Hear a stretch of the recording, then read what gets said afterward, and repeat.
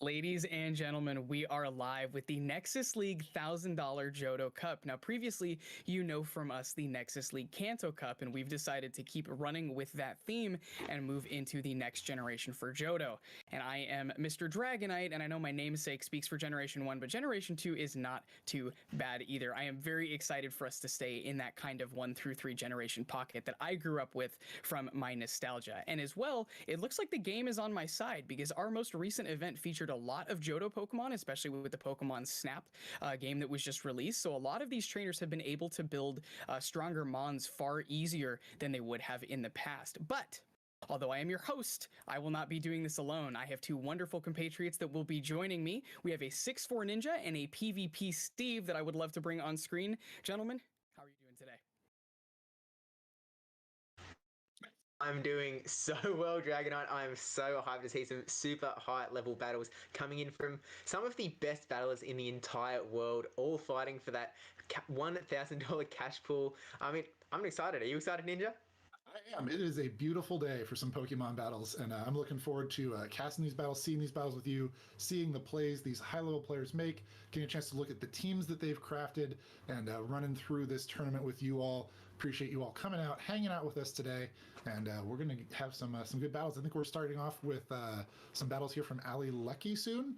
She's going to be the player we're following through part of the pool play, and it should be really a pleasure to watch her. Craft her lines and play these games. Ali Lucky is an amazing battler from that Mesa Gaming squad. She's, shown again and again that she is a force to be reckoned with, and I'm sure that we're going to see some fancy stuff from her. I know we don't have the teams on screen at the moment, but I know that she's running one Pokemon, and that is a Shadow Granbull, which is a very new and fresh pick. Shadow Snubble's only just come onto the field as a vibe or as an existing Pokemon in Pokemon Go, and it might not be one that is going to be expected too much. So I think, we know how much damage Charm does. When you throw in the Shadow bonus on top of that, it's going to be a scary little thing. Yep, Charm with the same type attack bonus with Granbull being a fairy type Pokemon, and then also the Shadow bonus on top of that. That's a 25% bonus, another 20% bonus on top of Charm's already hefty damage. And Granbull is one of those more attack weighted Pokemon, so it takes some real chunks out of things each time one of those 3-turn Charms lands. It's PV Poke was gracious enough to do rankings of the Pokemons for this tournament prior to the event starting, and I'm sure our competitors saw those. And Granbull was not very high ranked in the tournament, but once the introduction of Shadow Granbull this last week, right up to number 2 in the rankings for Pokemon available in this meta. So I think Ali Lucky will be running it, and there are quite a few other competitors that saw that and wanted to bring it as well. And here we go to game 1 of Ali Lucky versus Creasaur. And we can see, so we've got the teams on the right-hand side here. Ali Lucky with the Meganium, Lantern, Umbreon, Skarmory, Azumarill, and Granbull, the Shadow Granbull. And Creasaur has that Umbreon, Lantern, Azumarill, Skarmory, Gligar, and Granbull. So some similar teams here, both running those sort of bulky Pokemon in Azumarill, Umbreon, Lantern. The Granbull is appearing on both sides, but Ali is the only one with the Shadow. So if they meet each other, it may be a bit of an interesting matchup there. Granbull v Granbull. Both running that sort of, this is a fairly closed meta in Johto Cup. There's only 100 Pokemon in the Cup, and there's going to be a really centralizing figure in that Azumarill. We're seeing a lot of Azumarill and Azumarill counters. Is there anything that you're kind of maybe expecting to see from either of these battlers with these teams? Looking down that top list and the bottom list, the teams are fairly similar. Kind of the standout difference there is having the Gligar as a second flying type instead of, let's see, Ali's got, they both have Umbreon, they both have Lantern, no Meganium. So using a little, Creasaur's team a little weaker to opposing Azumarill's, right? Not having a second real Azumarill counter. Just the Lantern there is the only real strong Azumarill counter. So kind of expect Creasaur to bring the Lantern. I'm not sure what else they would be doing if Ali brings a Azumarill there. And Ali, probably looking at that team, seeing only one Azumarill counter, feels pretty confident bringing the Azu, and then maybe 2 things that cover that Lantern, whether that be just an Umbreon, which just kind of outbulks the Lantern, or I'm curious to see how the Shadow Granbull versus Lantern matchup plays out. I'm sure as long as the Granbull has shields, it's really good for the Granbull. because Lantern gets to charge move pretty slowly. Spark 4 energy per turn, pretty good, but when your options are Thunderbolt at 55 energy or Hydro Pump at 80, you really take some time to get there. And time is not something you have a lot of when you see Shadow Charm, but we are going with the Shadow Granbull coming in up against a Skarmory, and this is absolutely not where it wants to be, so expecting an instant swap out from Ali Lucky here, are going to be heading out into that Lantern, hard countering, and we're seeing the Lantern v Lantern. This is going to be a bit of an interesting one. We can kind of see shields and moves going both ways. Ali Lucky just going straight for the Thunderbolt.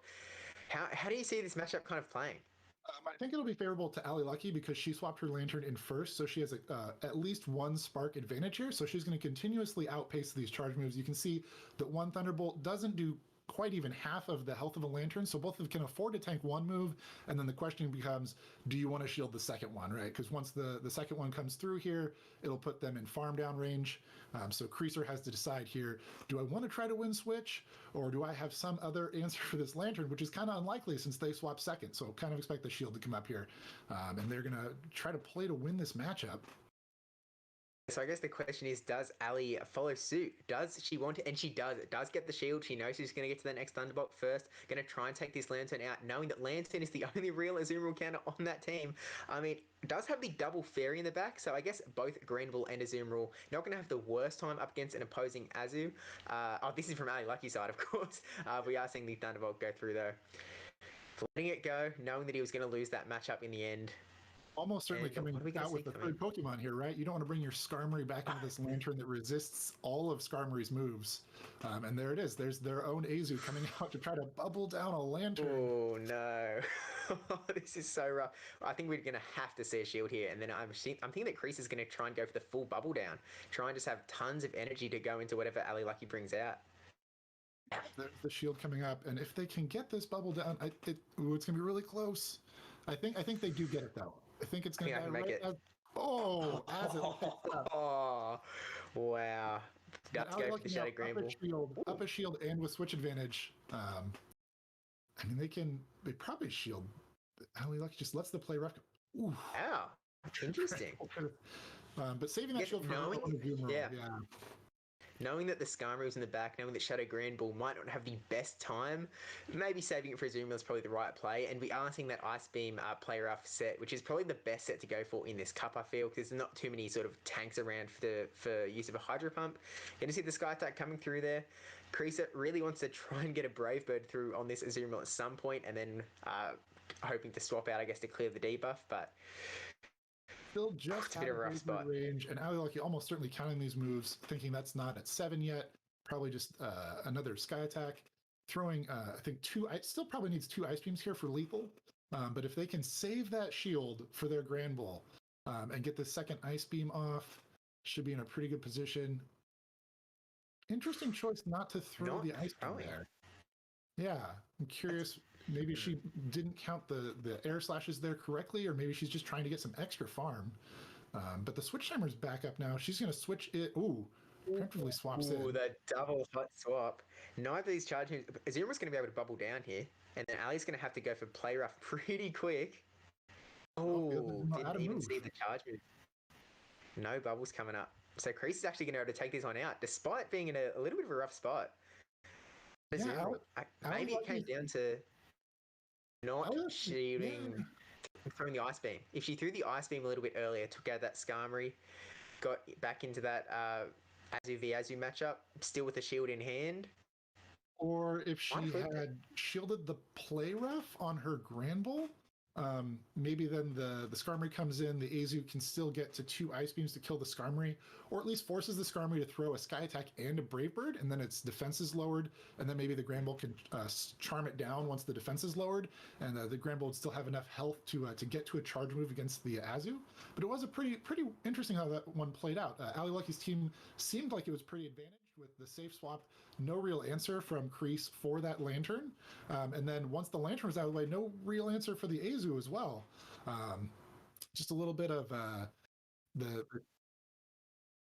just a little bit of I guess energy usage, I guess, and shields.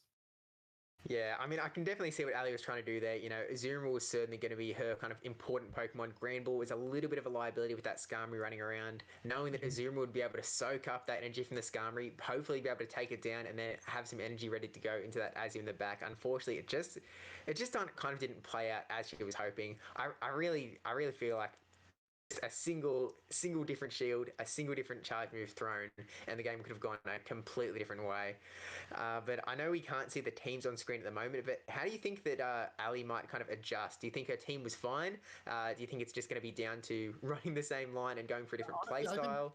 I think that the line she chose there was really solid. Being able to bait out whatever Azu counter that Kreese might have, because he only has the Lantern with her own Lantern.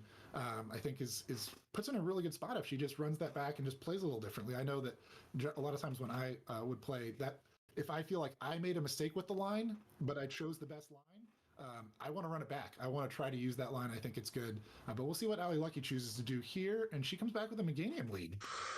Now that is a nice little pick, and that's a shiny Meganium as well, I believe, up against that Granbull. And we are actually going to see that Charm, so I guess good thing to confirm that it is Charm and not Snarl in that Granbull. Going to get to this Frenzy Plant really nice and quick, putting the pressure straight away onto Creasaur, and not lining up the Meganium onto Lantern, which is certainly what she was hoping to do. So we'll see if she tries to get this Meganium out of there to save it for later, and that is exactly what we're seeing, swapping it into the Lantern. Granbull is a shield down now. Yep, and you can see those charms chunking away. If Ali Lucky puts up a shield here, should be able to get to another charge move before the Granbull can, and that will force out the Granbull shield. But we get a catch on the Gligar. Gligar flying and ground type. Ground type double resists electric, so even though the flying type would take super effective, this ends up being just single resisted. You see the not very effective text pop up there. And wing attack Shadow Gligar.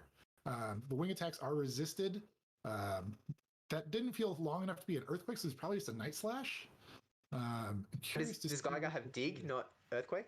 Oh, that's right. Gligar has Dig, not Earthquake, which is the same. It's even more energy than Earthquake and less damage.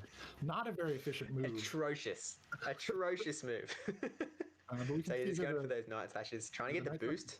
Chipping away. Oh, we get to the Hydro Pump. Will they use their last shield here, or will they let the Gligar go down and then just farm down that last bit of health with something else? Saves the Gligar. Yeah. Okay, wants to, knows that he's got a good matchup up against the Meganium, wants to see what else Ali's got, and does have that Azumarill. I definitely should have expected the Azumarill with how sort of weak Kreese's team kind of seems to that Azu, but we'll see how we go. Oh, Aerial Ace. Aerial Ace Night Slash. So yeah, not even running a ground type move. No, I mean, very interesting they brought it into the Lantern then. The shield's there, and explains also why they were just going straight Night Slash instead of building up and threatening a shield with the ground move. They weren't even thinking about that. They were just planning to resist the electric typing and do as much damage as they could with the Night Slashes. And let's see what Kreese has in the back. He's got Skarmory. Well, this is never the matchup you want to see as a Meganium, but there wasn't that much health left there. Yeah, exactly. We're going to see the Azumarill coming back in, throwing the energy. There's no more shields on Kreese's side, and Ali is still holding onto one. So going to be able to put a little bit of hurt onto this Skarmory, but has a lot of health to take down. So I guess really has to shield up the Brave Bird. Yeah, this is going to come down to those calls, right? The Skarmory can charge up to 2 Sky Attacks here, or a Sky Attack and a Brave Bird. If this is the Brave Bird and Ali doesn't shield it, she loses the game. If this is a Sky Attack and she does shield it, I think that also may be game. It's just a Sky Attack. Can she get to an Ice Beam before the Brave Bird comes out? Yeah. Did Kreese charge up to a Brave Bird? I have to imagine he charged up to a Brave Bird here. The Sky Attack wouldn't be lethal. Oh, it's just a Sky Attack. It's going to be one more bubble. Can you get to the Ice Beam? Oh, they swapped. Oh, the Gligar was still alive at the back. So yeah, even if he'd taken down that Skarmory, would not have been able to close out that game. So 0-2 tough start here for Ali Lucky. But we are going to play all 3 games. It's important that they play their best in all the games, because those do affect the tiebreakers at the end of the pool stage for who gets to go to the single elimination bracket at the end of to close out the tournament. I mean, so far we're seeing Ali Lucky, she's in pretty good spots. Kreese seems to be putting himself in a corner and then manages to just skirt his way out of it. These are both incredible battlers. Like, Kreese has got a stack of tournament sweeps on his record as well. So these these are no easy matches for either player, but Kreese was doing a really good job in just maneuvering, kind of ducking and weaving. He brought his Gligar out to the Lantern, which we were kind of like, oh, that seems like a little bit of a rough spot, but it really worked out for him. He would have just kind of soaked up as much damage as needed, and a really good catch on that Thunderbolt as well. Like, if that didn't go through, and Ali Lucky was able to get like a Hydro Pump onto that Gligar straight away, that could have been she huge. lands that Thunderbolt on the Granbull, right? Then the Granbull has to use its second shield, creases down 2 shields, or he lets the Granbull go. Either of those positions, not very good, but that catch, reducing the damage output of that Thunderbolt significantly. And interesting, I thought the Kreese bring the double flyer lineup. And then the Granbull in the front, maybe trying to pull a similar kind of ABB situation where if he doesn't see the Lantern, he can swap out, bait the Lantern out with one of his flyers, and then farm it down with the Granbull later. And we get a Skarmory lead into an Azu. This is a classic matchup of Great League. 2 very bulky Mons, very neutral moves. Can come down to if they can land a Brave Bird in the matchup. And I don't think we've seen Kreese's moveset yet on his Azu. They might still have Hydro Pump, which also definitely has an impact on how this plays out. Yeah, it could really go either way here. Not putting the shield is just an Ice Beam, so not the end of the world. And it looks like Ali is going straight for that Brave Bird. So if this goes through, it could be a pretty huge start for her. But we'll just have to wait and see here. I expect her probably to swap out either way. Yep, there we go. Swaps out to one of her Watermons, the Lantern. And we get the Gligar again. All right, we'll see if it plays out any differently. This time, there's no catching, so Ali can just comfortably try and go for that Hydro Pump. Looks like she's going for the bait with the Thunderbolt, and happy to shield now that she's seen the entire moveset on that Gligar, and nothing is that scary. Light Slash, Aerial Ace? I was going to say Air Slash, Aerial Ace. No, that's a big deal, but she is going for the bait.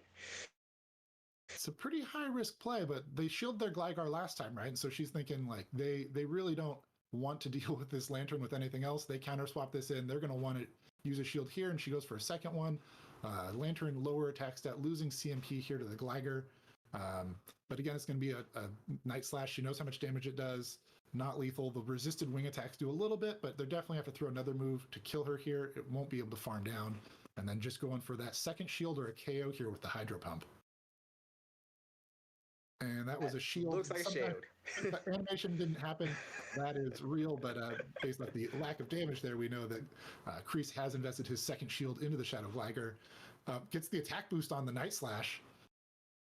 And swapping into the Azu, which is a really kind of hard sort of wall there. Getting able to, again, soak up all of this damage and keeping that Lantern for later on as a potential sacrificial swap, which is definitely, Kreese is certainly used to his advantage a little bit.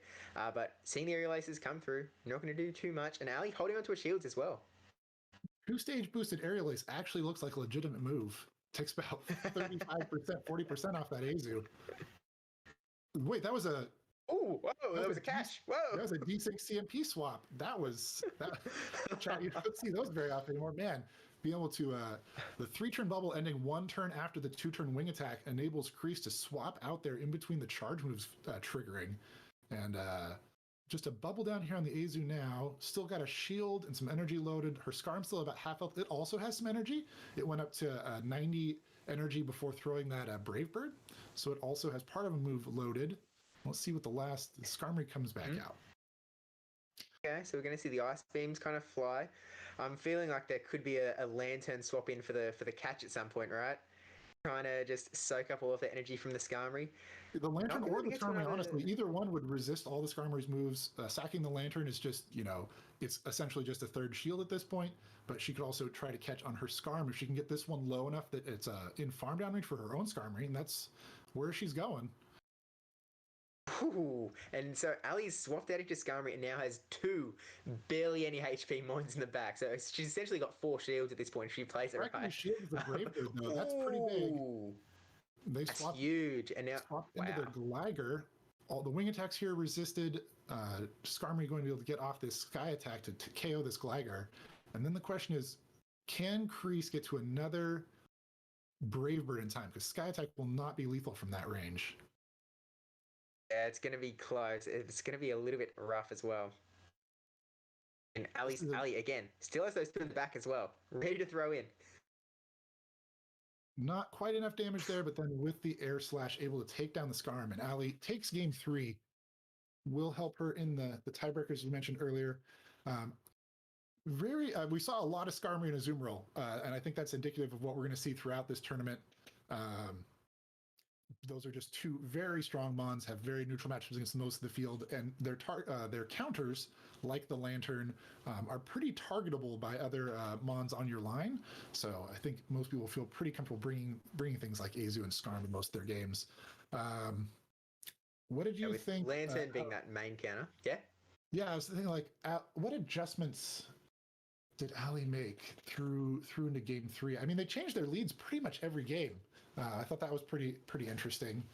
They're both trying to chase each other a little bit. We saw Ali bringing the Meganium into game 2, trying to catch that Lantern in the lead, hoping that Kreisa was trying to go for that strategy of lead your one main counter to Azu, and then it's not Azu duck, trying to play that out. But unfortunately, did not catch that Lantern. And then kind of interesting, but a little bit rough lead in that third game with the Skarmory then coming in up against that Azumarill, which did land the Brave Bird, which is really nice. And then obviously you have to duck at that point. You don't want to get hit with any moves to your defense debuff. You don't want to just stick yourself in that matchup of slowly losing all of your health and sanity. Yeah, I think that was actually a pretty good adaptation on Ali Lucky's part, like realizing that Lantern was such a good safe swap. Being able to lead that Skarm and knowing you could really safely go for a Brave Bird and dip, right? In some matchups, if you look at their line and your line and you're like, I'm not sure I have a good safe swap here, like you don't feel comfortable being able to throw that Brave Bird there because anything you swap out to might be. But her opponent not having any real solid answer for the Lantern enables her to come in with that Skarm lead, know she'll be able to throw the Brave Bird, swap to the Lantern, and be able to come out of that still with an advantage. I think was a pretty interesting adaptation. Also, I'm curious how comfortable Ali Lucky feels with the Shadow Granbull. We saw it in game 1 as the lead, got kind of hard countered by the Skarm, but didn't come back in game 2 or game 3 with that Shadow Granbull. I'm sure these battlers have done some practicing with these lines for this tournament. This is a $1,000 tournament, and these are high-level battlers. Like they know the value of practicing, but curious if she's had much time to practice that Shadow Granbull because she probably built it just this week. I mean, it's so new. It is so incredibly new. Like, she would have caught it. It's a 1493 CP or something. It's not like some IV optimized. It's just like, hey, I have access to a Shadow Granbull now. I'm going to build it. I'm going to use this thing because I know that Shadow Stab Charm is going to do an absolute chunk to literally anything in this cup. Because, I mean, there's not much in the way of steel or anything that's going to, I guess, Skarmory's the only one. I mean, we may see some Steelix, but I kind of doubt it. Steelix, another, staple steel mon from Gen 2, but Steelix's fast moves doesn't have stab or high energy generation with any of the Thunder Fang or Bite or Dragon Tail. Like all those moves, not very good. And Dragon Tail being resisted by the fairies makes even those fairy matchups kind of awkward, where the Granbull double resists your fast move and you only single resist the charm. So probably Skarm will be the main steel type we see today. And Steelix's charge moves are also pretty useless in this cup. There's not too much for a crunch to hit. There's not too much for an earthquake to hit. It's a little bit toothless. And in this meta, has a really negative matchup with Azumarill, right? Because it's taking super effective damage from the bubbles. It just not a great place for Steelix in this meta. So even though it is a bulky mon, has some play in other metas, probably won't see many today. So Skarm will be the main anti-charm counter we see. But Granbull, we saw it took a play rough from the Azumarill and swapped out, came back in, and it just got bubbled down. Like any situation where the Granbull in against even an Azu, it's in a dangerous, precarious spot. Like you tank one charge move and then they're able to farm you down. It's generally not where you like being. In a meta with so much bulk, with your Meganiums, your Umbreons, there's just so many bulky Pokemon that can take so many hits. Something like a Granbull that can take no hits definitely stands out as out of place, especially with that Shadow defense debuff, right? It's one that can certainly be used well. Just maybe has to get in the right spot at the right time. Yeah. We are going to throw to a quick break. I think Ali may have a bye in this third round. But we're going to take a look at the bracketing, going to see what's up, and we'll be right back real soon. So don't go anywhere, or else we will make Cliff bring Aerodactyl back to his lineup. So. Yeah. None of us want that.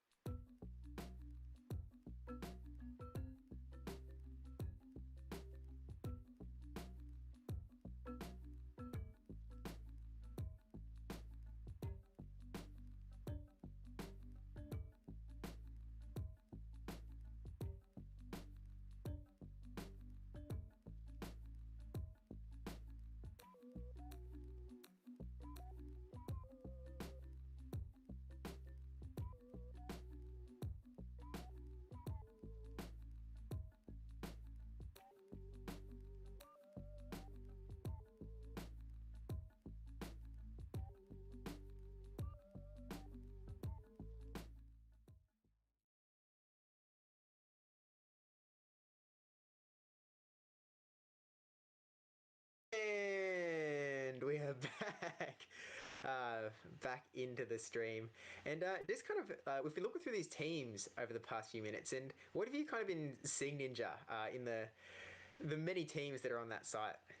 Yeah, so just I can drop a link in the chat to people. It's right here. It has the player table. You can look at the players' teams. We were talking before the break a little bit about Granbull counters, steel types in general, and there was a question in the chat about Steelix, and I actually went and looked it up during the break, and Thunderfang Steelix can beat Azumarill in all even shield situations. I personally will blame the bubble nerf for that one. Taking that one damage off of each bubble allows Steelix to eke out some of those wins. They are very close. But it'll be interesting to see how those Steelixes perform through the tournament, because there are 3 of them on teams today's tournament. So it'll be interesting to see how those fare, because that Thunderfang Steelix also a pretty solid answer to Skarmory, resists all of Skarmory's moves. The Thunderfang super effective, and there are a fair number of other water mobs in the game. Lantern takes neutral damage, and while the Steelix double resists the Thunder, the Spark and Thunderbolt, so they really have to go for that Hydro Pump to try to Which takes a while to get to. Takes a while to get to, and the Steelix in that kind of time can get to crunches to work it down, or in other situations can go for a big EQ that essentially just kills the Lantern. And there are some other like Polytoads, some other water types and flyers that maybe Steelix is kind of a sleeper pick for this meta if it's running that Thunderfang. Yeah. I'm seeing a number of Jumpluffs as well that are around, and Steelix, I mean, obviously it has to be a little bit scared of something like an Energy Ball, but Steelix certainly would have some play up against a Jumpluff as well, I feel. I'm just kind of scrolling through here. That Thunderfang's actually, it's kind of scary. Noctowl's appearing. Yeah, a couple Noctowls. Steelix also has a decent matchup against some of the other kind of steel types that we might see. Like I see a couple Fortresses in here. Steelix with the Thunderfang doing a neutral damage to that Fortress while resisting the bug bites, and both having access to that Earthquake. It makes it a pretty interesting matchup, but a little bit favorable for Steelix in higher shield situations, provided it doesn't get baited by a mirror shot from the Fortress. I'm seeing Toshi's got a Shadow Crobat as well. That is very spicy. Let's see a couple other. The team of some of the other teams, Quillfish, Ledian, some of these bug types. Also, Mantine. Mantine gets mauled by Thunderfang Steelix. Those double super. Yeah, I think we're officially standing Thunderfang Steelix. This is a pro Thunderfang Steelix stream. We are all about the Thunderfang Steelix. Even though there are only 3 Steelixes that may or may not be running Thunderfang. Surely you're running Thunderfang. Like, there's no way you're bringing Dragon Tail in this meta. Yeah, no chance. If you're looking to hit, normally you'd run Dragon Tail Steelix if you're looking to kill other dragons. But they're like, we see some Kingdras, but there aren't a lot of dragons in Gen 2, just in general. Like it's I think part of Gen 2 being a little smaller and some of the typings that were added. They added quite a few steel types and quite a few fairies, because that was a new type as well, and dark types, right, to try to balance out what was happening in Gen 1, where psychic types and dragon types really were kind of unchecked. Fairy wasn't a type yet. Fairy came later, and then was retroactively added in. Right. Yeah. So, wait, was Azumarill just a water type before? It must have been. Oh, that's so weird to think about. Think about how different the Pokemon Go meta would be if Azumarill was not a fairy. Wow. We'd see probably a lot more dragons, honestly. Azumarill kind of the biggest check for those. Altaria would be a way bigger threat. I guess Ice Beam still exists. Yeah. But yeah, the Dragon Breath would really be adding on. Yeah. It's an interesting thing crazy. To consider. I know that they did realize that dragons were also a little bit OP, and they got there eventually. But I guess Psychics was the big problem in Gen 1. That Dark types is a lot more important to shoehorn in there ASAP. Fear is more of a late game. Well, let's do something about these Altarias that are running amok. And we do see there Was are that- a lot of Umbreons in today's team pool. A lot of Umbreons. It is the premier dark type at the Great League level. Very bulky mon, efficient moves, snarl generating energy very quickly, and then running either foul play or dark pulse. Usually those moves are about the same efficiency. Foul play costing slightly less, so usually used a little more commonly, allows you to throw the charge moves a little faster, have a little better pace, maybe able to throw a couple and swap out of unfavorable matchups where dark pulse is a little slower, and then almost always running that community day last resort, so you have a neutral move for the Azus, the fairies, fighters that are not The good other matchups for Umbreons. you. Yeah, and exactly, other dark types as well, the other Umbreons. So we see a fair number of those. It'd be interesting when we get some of those on stream, because Umbreon versus Azumarill, even though Azu does resist the Snarl, and Last Resort isn't, that big of a move, Umbreon can kind of hold its own in that matchup. Usually takes 3 charge moves from the Azumarill to kill it. And in that time, Umbreon generating more energy, able to get those last resorts and work Azumarill down. I always enjoy playing that matchup from the Umbreon side, even though it's not a positive matchup. You can kind of surprise people sometimes with how thick Umbreon is and how much punishment. Yeah. All of a sudden you have to go, oh, do I have to take this Umbreon seriously? Like, what? Hang on, do I have to burn a shield here? We would just play this safe, and then I'm throwing all of my energy at this thing, take it out. We need to... Oh no, the Ice Beam bait didn't work. This is a major error. Actually, I guess speaking on as in movesets, it's going to be Ice Beam Play Rough. It's going to be Ice Beam Play Rough. There isn't. Is there any reason to go for Hydro Pump in this meta? I guess there's obviously a big surprise factor. Like, if you manage to get a big Hydro Pump onto like a Skarmory, then it's like, ow. But other than that, yeah, I was gonna say most of these teams are gonna have an Azu, and so you want your Azu to have play rough for the mirror. That's really important. And then most people's secondary Azu counter is going to be a grass type. Like if we look through the list here, most of these teams, Meganium or Blossom, those are kind of or Jumpluff, those are kind of the better grass types in Gen 2 in terms of their stats and their moves in Pokemon Go, those Johtomons. And so having Ice Beam as a coverage move there allows you to play out of some awkward situations. If you end up in that Azu grass matchup, at least you have something you can throw at it that threatens it significantly, or if you can kind of like maneuver through the match in such a way that you can get to a situation where your Azu has some little extra energy, maybe up a shield, it can actually close the game against those grass types, which normally think of as being the Azu counter. None of them survive 2 Ice Beams. Yeah. Even look, Ice Beam, it's not stab, which I kind of forget every now and then that Azu is like just kind of using this neutrally just plain Ice Beam that's coming out of nowhere as that sort of water type. It just kind of chips stuff down. I guess Meganium's one of those Pokemon that is made to tank an Ice Beam. Like it's your grass type that you want when you want that extra bulk. You want to be able to not only win these important matchups, but also be able to win them without investing all of your shields. I know I was playing a few matches yesterday that I invested shields too early. You end up with a shield disadvantage, and you need a counter that is able to get those shields back, able to play out without having to sink you into a hole. Like, sure, I can beat this Azumarill in the 2-1 shield scenario, so I may as well do that, so then I win switch advantage, and then it's like, now I've got no shields to fight against this Shadow Granbull that's absolutely demolishing, throws one single crunch, and I'm going ski. It can be a little bit scary, and I mean, we're going to see a lot of high-level battlers in this tournament because, there's that $1,000 cash pool. It's going to attract a lot of big eyes.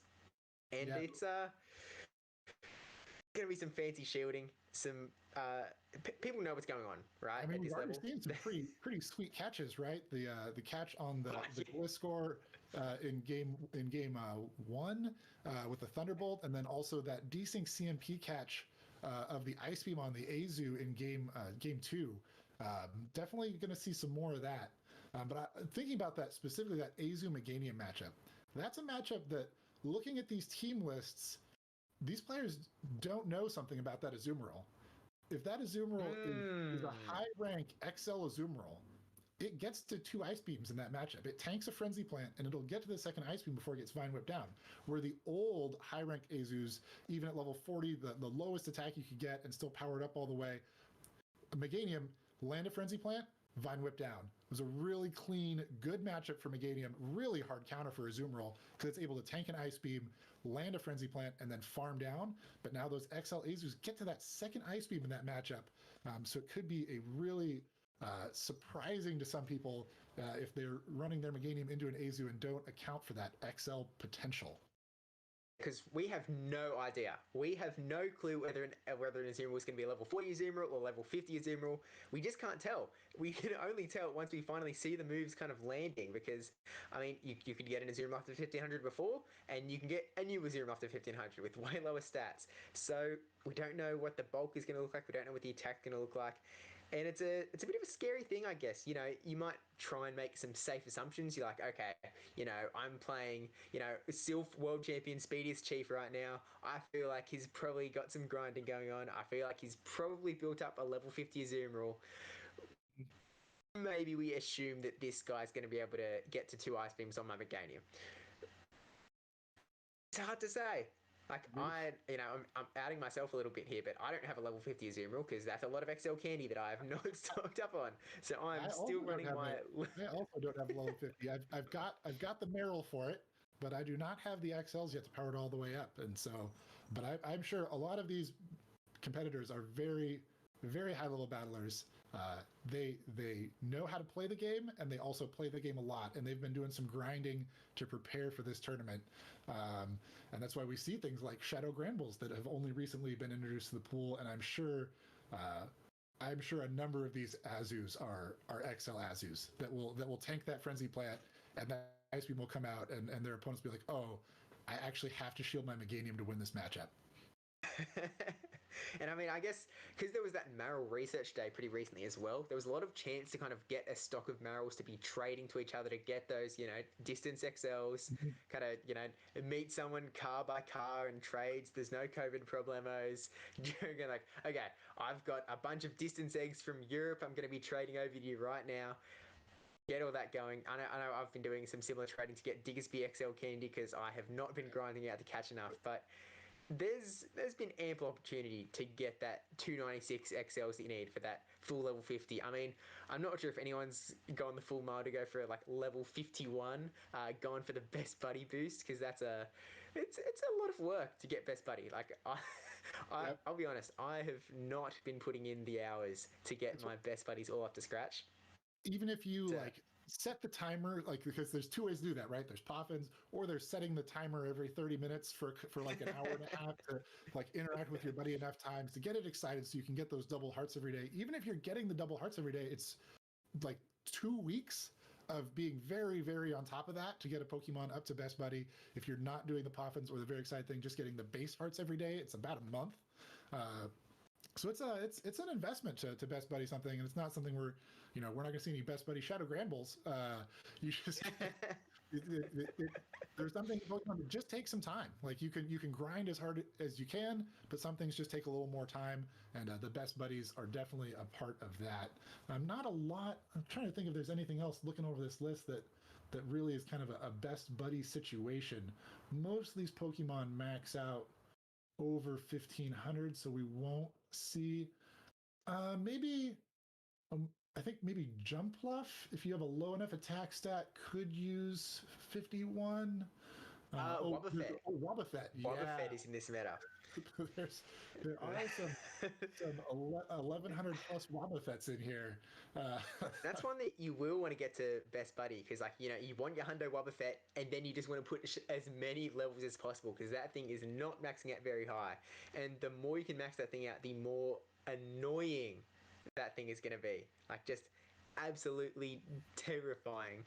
Yep, Azumarill can take a lot of hits, but Wobbuffet's kind of on another level in terms of bulk. I think we're actually going to be looking to jump back into the gameplay pretty shortly with Ali Lucky up against King Magikarp 314. So we just want to pull his team up on my end, which I probably should have prepared earlier, but that's just not how it's gone. We've got Magikarp, Lantern, Skarmory, Azumarill, Meganium, Umbreon, and Typhlosion. Typhlosion is a very interesting pick because it's going to be very scared of Azumarill. suppose you've got some good countering to Skarmory as well as Meganium. Yeah, I mean, in most nice. metas, fire types are relatively attack weighted, right? Most fire type mons, not very good stat product at Great League level because of how attack weighted they are. But because of that, a lot of times people's teams don't account for fire types. I mean, most of these teams don't have a fire type, so they didn't think it was worth it to bring a fire type. So they may not have a team that, has the answers they may want to a fire type, or when they look at a line, they may discount that fire type, right? Like, I've got an Azu on my line. They won't bring Typhlosion, and then I'll bring my Meganium and my Skarmory, right? And then that Typhlosion comes out of nowhere, and it can cause some problems. And while Typhlosion doesn't have a great matchup with that Azu or the Lanterns we're seeing, it can carry Solar Beam. And you can get that water type into shields down situations. Solar Beam is a big move. It does a lot of damage, and the attack weighting on that Typhlosion just. I'm gonna have to look it up here real quick. I don't think it quite one-shots an Azu, but it's pretty close. And 81% to an Azumarill. That's a lot. 81%. And Typhlosion's fast move could be that Incinerate, the recently added Incinerate, or it could be Shadow Claw. If it is Shadow Claw, that kind of puts in a position where you can probably Shadow Claw an Azumarill down from 19-ish%. So it could be either. I mean, if it's Incinerate, you can Incinerate, like, say you've matched up, you're locked in up against like a Skarmory, throw just bulk Incinerates, take this thing to the moon, and then just have absolute chunks of energy ready to throw at that Azumarill, throw that Solar Beam straight away. I mean, or you can go for that, like, just pure bait, get the shields out, because it's going to be a scary thing. You don't want to get, hashtag get beamed anytime in this tournament. It's a scary prospect, and I think that Typhlosion may put a little bit of fear into Ali Lucky to make sure that she doesn't get herself in a very rough situation. Yeah, and also, like, being a fire type does resist charm, and so that could be a potential option as a counter for that Shadow Granbull, right? Being able to bring that in, Shadow Granbull being very, very glassy, not being able to take many hits, and Incinerates probably chunk that Shadow Granbull pretty hard. So that could be something we see come out here in terms of trying to counter that Granbull. Also beats the Meganium, the Skarmory, with Incinerate and Blast Burn. Holds its own against Umbreon, just in terms of efficiency of moves and power compared to Umbreon's thickness. And then there's just the two water mons, right? So Typhlosion definitely has some play against this line. I think that's kind of hoping we see it, to be honest. Right? The rest hoping we get to see some Typhlosion. The rest of their lines are pretty much the same. We got Umbreon, Skarmory, Azumarill, Meganium, and Lantern. So we'll see which ones they bring based off what their opponent has in kind of a almost mirror matchup. And we are seeing Bulk v Bulk in the shiny Umbreon Flex up against that Skarmory. A really interesting matchup. Like, neither of these dudes are doing too much damage to each other. They're just kind of going to fight it out. It might take a while. Someone might eventually switch out. We're seeing Ali Lucky's got the Skarmory and Meganium in the back. So if she swaps out, it's going to be to that other Skarmory to try and catch like a Sky Attack or something. Yeah, you definitely don't want to bring the Meganium into this matchup. This is the matchup. Like, Ali Lucky is happy to see the Skarmory here because there's not much else the Meganium's actually afraid of on the other team, right? So if she can get this Skarmory out of the way, Meganium's in a really good spot to pressure the back line of King Magikarp. Unless there's a Typhlosion. That's true. But if she can take out this Skarmory early, that will definitely put in a... Whoa, there was an Azumarill swap. There was an Azumarill swap that I managed to completely miss. But able to bring in the Meganium now into the Azumarill, getting it exactly where she wants it to be, throwing the Frenzy Plant straight away. Do we see the shields come up from the Azu? Are we expecting level 50? Is it going to be level 40? That did a lot of damage. I feel like that's going to be level 40.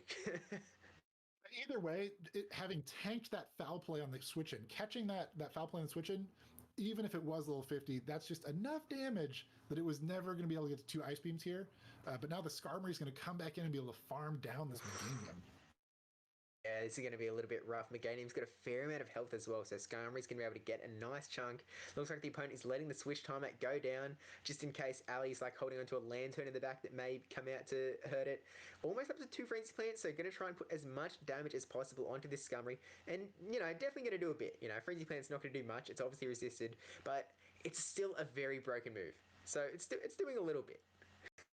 I think that 2 Frenzy Plants might be more damage than 1 Earthquake. Earthquake more efficient in this matchup, only single resisted, but being able to get 2 Frenzy Plants more damage. And it may also have been that Ali Lucky was hoping if she threw 1 Frenzy Plant, the switch timer would be low enough that she could swap it out, saving the other Frenzy Plant, but the switch timer not coming back up in time to save the Meganium, and so she throws the second Frenzy into the Skarm. And now she brings in her own Skarm to farm it down. And yeah, that's GG's. Yep. Magikarp has hit the infamous top left here. That's I mean, we saw. Oh dear. We saw very similar lines there from both competitors, both bringing the Skarmory, both bringing the Meganium, and then the Azu there in place of the Umbreon. Very very similar lines, but not in a good spot for King Magikarp because his Skarmory did not get lined up on the Meganium, and Ali Lucky's Skarmory did, and that's kind of the story of the game if that happens. Yeah, I mean, also, do you know how many shields we used in that game? I can count them on 0 hands. Not a single shield was used. So I mean, we were seeing the Skarmory v Meganium on one end. We were like, okay, well, I'm not shielding my Meganium. This is just, I'm going down here, and then. Shield Skarmory vs Meganium. It's like, okay then. And the battle matchup was the Meganium on an Azu, where like you don't want to shield there either. Like, it gave you any advantage as the Azumarill to shield that Frenzy Plant because the Meganium outpaces you to another Frenzy Plant. If you try to throw an Ice Beam, then they just shield it. They throw another Frenzy Plant, and that whole time you're chipping their Meganium down, so you get less farm on your Skarmory. So there was no tactical advantage anywhere in that game to be gained from shielding. I mean, you can burn shields in that Umbreon versus Skarmory lead matchup, like, you know, he really wanting to win that switch advantage, but I mean, the matchup, they just ran away. That matchup didn't end up eventuating all the way, I suppose, and it worked out great for Ali Lucky, able to just get him onto the right place, locking the Meganium onto Azumarill, locking the Skarmory to Meganium. And, you know, we didn't see the actual top left because obviously they've still got 2 more battles to play. So it has to be able to click that rematch button instead of sending the battle. But, oh dear. And we also saw Ali swap into the Umbreon when the Skarmory came back out. I don't know if that was like in case they went for something sneaky and like threw a charge move just to try and draw out the match a little bit. But good catch has gone wrong. You catch a foul play on your Azumarill, but they had a Meganium. We see a different. Oh no. King Magikarp with the Meganium this time, met by that Skarmory, and then the Lantern in the back. Oof. Wow, this is just a game of hard counters. Ali Lucky just dominating King Magikarp here. Gonna farm a fair amount of energy because she's gonna be able to tank even a Brave Bird from this Lantern. Just farm up to 100 and then throw. Or maybe try and go for like some sort of undercharge. There's the Brave Bird. Does not do much damage at all. And its defense is lowered now. So, yeah, she's going to go for the charge move. I feel like we're going to see an undercharge here. Try and take it out so she can get a little bit more farm. I know she's hitting all the bubbles. Get rid of this thing. Get it out of here. Shoot. Yeah, it's interesting given that the next matchup that comes in, having a little extra energy could be good. And you, like, realistically could afford to take more damage here. Although it might, also worth noting, the switch timer is slowly coming back up. So maybe she's thinking she can get back out here. Can't quite see what her back mon is. But she may try to switch out and save this since she has the Skarm for the Meganium. Oh, it's an Umbreon. It's a little... Okay, so she's got 2 decent leads in the back, but I guess she's just happy to let Lantern go down. You know, Meganium can charge up to 1,000 energy. Skarmory's not going to care. So she's happy to just bring this thing all the way down. Yeah, all the way down. I mean, even if you can't, but they can only charge up to 100 energy. That's 1.5 earthquakes. Oh, this is a game changer. This is a game changer. The opponent's got their Azumarill, and we're seeing an Umbreon and a Skarmory on Ali's side. So the Skarmory really has to do a lot of work here to take out this Azumarill or get it low enough that the Umbreon can handle it, because that Meganium swapped out with all that energy. And Frenzy Plant hurts, folks. The Umbreon, as thick as it is, does not really want to take 2 Frenzy Plants at the start of a matchup, which is what'll happen when that happens here. So yeah, Skarm's got to. We'll see how they keep investing their shields here. It's probably another Ice Beam coming out. I mean, there's a lot of different ways you can play these matchups. Like, I feel like you kind of want to keep that Skarmory for the Meganium, but you also don't want to just bring in Umbreon and let them like take you down while getting up to tons of energy to throw with the Skarmory later on. So to be honest, I'm not sure what the best play here is. Skarmory's getting low enough that those Frenzy plants are actually going to start to hurt as well. Throwing the Brave Bird and dipping. Getting the last shield out of King Magikarp. Ali still has one. This is presumably a play rough, which is going to do a fair bit. Yep, just a little under half. So, and the Meganium comes back out. Ooh. Trying to snipe the Umbreon. But I think this is a CMP. This is going to take it out. If Ali Lucky clicked that, yeah. Yep. So the Meganium gets off one of those charge moves, but it's going to lose all the rest of that energy here. So I guess it gets back into kind of an okay spot with the Azumarill coming back out. Umbreon's fairly low now, so not too much for Azumarill to farm, but also maybe that's a bad thing because it's in farming range. Ali going for the foul play, maybe trying to go for 2 foul plays instead of a last resort, and that's it. Maybe just trying to bring that switch timer down. Yep, you can see her click on that Skarmory over there. She went out. Let me swap. Let me go. Does still have a shield, so going to be able to burn it here, and then needs to get to a Sky Attack before another Ice Beam comes through from the Azu, which I think that Azu's got a fair amount of energy. One Skarm will win CMP. Ooh, one Air Slash short. Is this Ice Beam lethal? It's going to be really close. Yeah. 1 HP? No? Nope, down. Nah. Umbreon comes back out. Has enough health to This land. isn't going to take it out, is it? No, it won't. Nope. That Azumarill is not in the red. This last resort will not KO. Wow. That was such a close game. Wow. We were like, so confident that Skarmory was like, it was there, ready to go for when Meganium came back out. But King Magikarp, able to play around it. Yeah, the Azumarill on the back. They baited out the Lantern. No, am I saying that right? They swapped out Lantern out to Skarmory. Yeah, they baited out the Lantern with the Skarmory, right? And then they killed it with the Meganium, and then there was no other answer for Azu. So pretty heads up. Wow. Even coming out of that bad of a lead situation, being able to use that kind of ABB formula, right? I'm going to bait out your counter for my Backmon with my swap, and then you don't have an answer.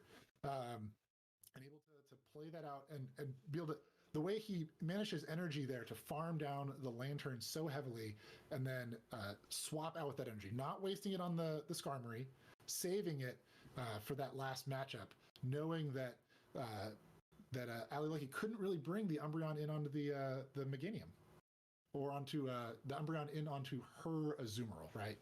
Onto King Magikarp's Azumarill. Yeah, I mean, almost worked. Like Ali Lucky almost got it back in the end too. So close, charges flying over the place. One air slash would have won CMP, would have got it off.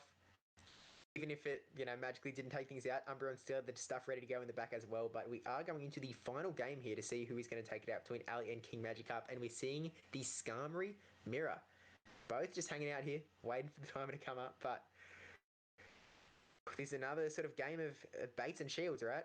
Baits and shields. Sky Attack, Brave Bird, shield. Or potential catches onto a Lantern. See if somebody will Brave Bird and dip. We see Ali Lucky's backline. One of those things is an Azumarill answer, and one is not. So I think Switch is going to be pretty important here for Ali Lucky.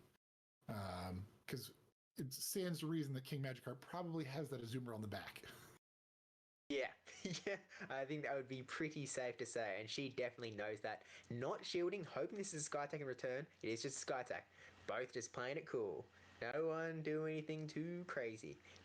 It's a back and forth game if you go for Brave Bird too early too, because on the one hand you can get a lot of damage through early, people don't really expect it, but on the other hand you're debuffing yourself for the rest of the mirror match, and that can be detrimental. It can make those Sky Attacks do just a little bit too much damage, especially if they shield that Brave Bird. It can just be game over. So I'm feeling like it might be heading towards just straight Sky Attacks back and forth. Yeah. Ali Lucky did keep tapping through there when she got to the second move and got a move through on King Magikarp's Skarm. It didn't look like King Magikarp got one back when Ali Lucky threw. Oh, catching a move on the Umbreon. Interesting. Really nice catch, by the way. Trying to think through. So this is potentially going to bait out the Azu? Oh, Well, no, we're seeing Meganium coming Meganium come out. Wanting to avoid the Skarmory, even though Ali Lucky's Skarmory is fairly low. I mean, Could while be she a was main probably Lantern trying to beat counter. out the Azu so she could farm it down with her Lantern, she's beat out the Meganium instead, which is also very good that the Lantern now will not be in this matchup. Yeah. I think this has worked out for Ali. Even if not the intended plan, I think a new plan is actually still pretty good, to be honest. Be interesting And to see holding what, on to a shield advantage. yeah, interesting to see what King Magikarp will have as that third Mon. I expect it to be the Azumarill, but he could have brought something a little spicier to try to surprise in this deciding game. Maybe expecting Ali to just go hard, like, okay, Azu really hurt me, so I'm going to bring, Lantern, Meganium, and Azumarill, all just trying to counter the Azumarill, potentially. But Ali's I'm sticking to certainly that interested to shiny see. Umbreon. Believe in Umbreon. Umbreon's going to go down here. Skarm probably comes back in to farm this down. And Ali's lucky Skarm swapped out with some energy. Oh no, it swapped it through and popped and then caught. Interesting. Try. The Skarmory's locked in here, so Lantern's going to be able to farm down. The Meganium still exists, so you have to be cautious that that's still going to be able to come in, but Ali's still holding onto her shields. So it's not going to be taken out by the Meganium by any means. Meganium definitely low enough that a Thunderbolt will KO. And then we'll see what the last thing is. Ali Lucky putting all of the chips into Lantern with 2 shields. Meganium Okay, rinse. gonna have to burn one. Lantern with 1 shield. Did tap on the Thunderbolt though. King Magikarp's line. Maybe if he has his own Umbreon, but most of the rest of those do not look like they're going to be favorable against the Lantern down a shield. It's the Typhlosion. It's done. That is awesome. Unfortunately, this is not where Typhlosion wants to be at all. Yeah, both Mons generating 4 energy per turn. Both of them, their big charge move at 80 energy. So they CMP tie here. Ali shields the Solar Beam. That's what that shield was for. No beam. No beam for you. We saw the attempt. And down in. No hashtag get beamed allowed. Hydro Pump going through and Ali securing the game, taking out King Magikarp. I'd be lying if I said I wasn't really happy that we did see the Solar Beam come out. Like that. For a closing play, and even a closing losing play, that is just perfecto. Thank you, King Magikarp, for doing exactly what I wanted to see. You're gonna get knocked out. That's the way to do it. Throwing a beam, going for broke, right? They've got a shield left, but we're gonna throw this beam. Maybe they think we're baiting here. But Ali, of managing her shields. Once that Meganium came out, she knew that Lantern was going to be in a really good spot. She saved all her shields for it, and it was able to close out the game for her. Really well done. Really well, just, surgical precision. Also, like, catching the move from the Skarmory onto Umbreon early on as well. Wasn't a bad little deal. Yeah. Being able to save a little extra health on her Skarm in case that Meganium came in, right? That's what she was probably thinking there. Because even that Skarm at about 30% can tank a Frenzy Plant and farm down, a Meganium from a reasonable amount of health. And then nothing really wants to take the Brave Bird there. So heads up play, managing the health on her Mons and also their energy. We're still glad we got to see that Typhlosion. But again, the Shadow Granbull not coming out again in round 2 here. Potentially a little bit too scared to bring that one out. But I mean, speaking of benching fairies, the lack of a Azumarill on King's side in the last game. Yeah. Big surprise. They both benched their Azu for game 3. They looked at their opponent's lines and were like, I just don't feel as comfortable with this Azumarill. Like, I don't want it to get stuck on that Lantern or that Meganium, having 2 solid answers. And there's nothing really on either team that's a solid answer for both of those, right? The Meganium loses to the Skarm, but the Lantern beats it. And so you get into kind of an awkward spot where you're like, I can only put 3 things in here. I can't really bring, my Azumarill if they bring 2 of the counters for it. Yeah, it's a little bit of an interesting sort of spot to be in. I know that this is a bit of a meta where there's going to be a lot of Azumarill and Azumarill counters going on. So as you can expect, that's going to be a big part of it. But I think it worked out was a little bit lucky on Ali's part. A little bit Ali lucky, that that she tried to bait out the Azu, then got something else out that still worked. It could have gone really bad. Like if she was predicting the Azu. If that prediction went wrong, it could have been bad. But it ended up working out fine just based on what they happened to have. Having that Typhlosion in the back really actually just worked out well for them. I guess they were trying to catch that Skarmory Meganium combo with the Typhlosion in an attempt to counter the Azumarill. It just didn't happen. Yeah. Typhlosion didn't get his time in the sun. We did see that was the Shadow Claw Typhlosion, which I think makes a little more sense in this meta because of the number of Azumarill. If you're stuck in that matchup, Incinerate and Shadow Claw generate the same amount of energy and deal the same amount of damage before the same type attack, before stab. But going to be a lot of Azumarill and Lanturns, and so having Shadow Claw to be able to like maybe farm down those if they get stuck at low health, whereas the Incinerate being resisted in those matchups would make it very hard for Typhlosion to actually kind of finish off some of those mons that are bad for it. It's a little bit more versatile as well. Incinerate's just leading you in there for a little bit. Like it takes a long time to throw. It's not as versatile. You can't swap out. You can throw 2 Shadow Claws and then try and land it.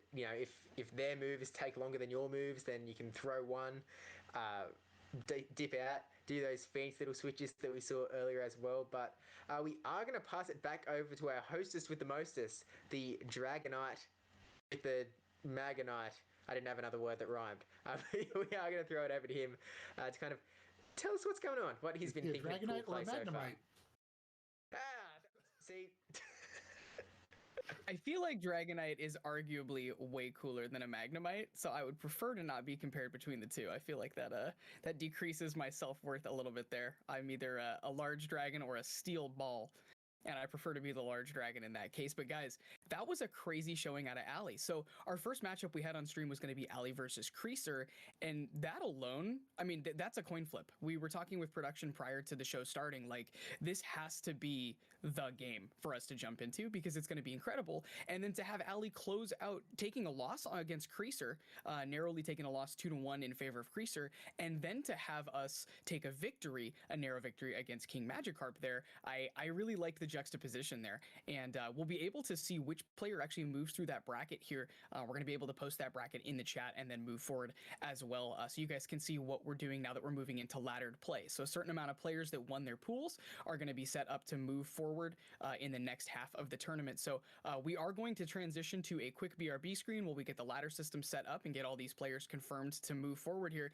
Keep in mind that the folks that made it out of these pools are going to be eligible for that their portion of that $1,000 prize pool. And of course, that's graciously brought to us by our sponsors at Gamers Heaven, which is a Phoenixville land center that has now franchised and will be coming to a space near you. We can't give the location yet, but they have actually confirmed their first new franchise location, and I'll leave that up to them to post on their media. But we're excited because that gives us another spot for us to get to do some live events. So you may see Nexus League and Antimatter near you, as well as Swordog, our apparel company. So they keep us in some pretty cool threads at a very inexpensive price. Wink, wink, nudge, nudge. We have some fantastic AMG and Nexus League merch available on that site. And last but not least, our hostess with the mostest, to quote our PvP Steve, we are powered by Facebook Gaming.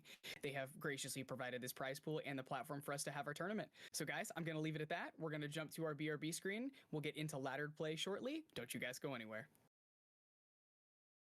Is Gamers Heaven different from all the other shops that you may have been to? Outdoor seating? How about some ramen? Or boba tea? You have your standard retail and more retail, gaming stations, more gaming stations, one-on-one setups with spectator screens, things like this when you can't decide on one thing, PC stations, future streaming booth, board games to play, there's fitness room, eventually a custom D&D room, table space that's currently social distanced apart, theater room, 4K screen, small little arcade, lots of food options, drink options, more food options, and more! Frozen stuff too! It just keeps going! Most importantly, a kitchen for our previously mentioned ramen, boba tea, and our food. There's definitely a lot more to show you guys, so definitely follow for more content.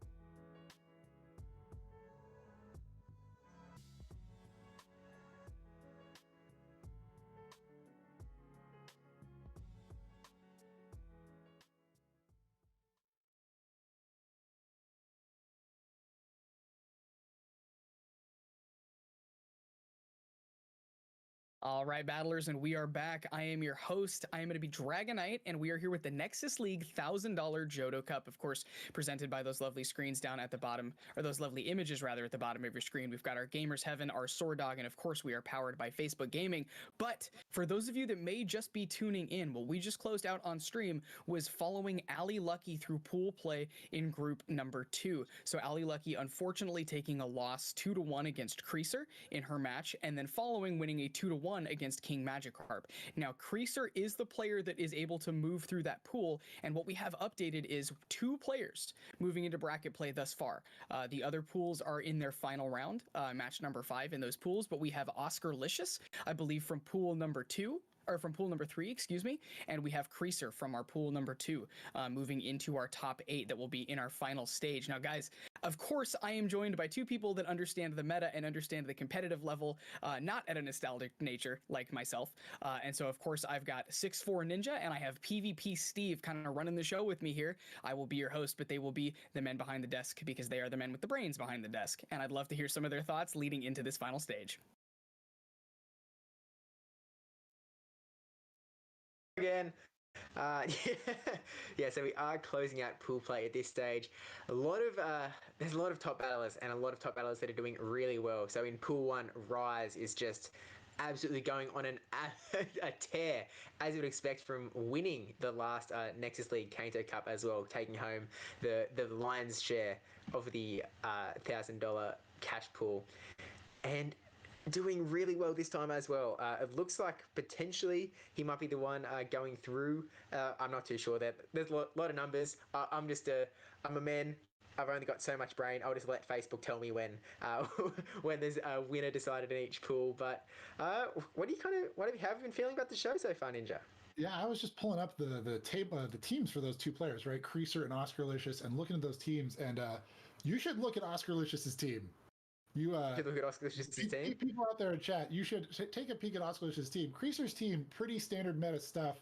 A lot of what we expected: the Umbreon, the Lantern, the Azumarill, the Skarmory, the Shadow Gligar, a little spicy, and also that Granbull. Well, we didn't really see much of the Granbull in play, but Oscar Licious running Shadow Jumpluff, Shadow Raikou, Steelix, Quagsire, and then the very meta pairing there at the end of the Skarmory and the Azumarill.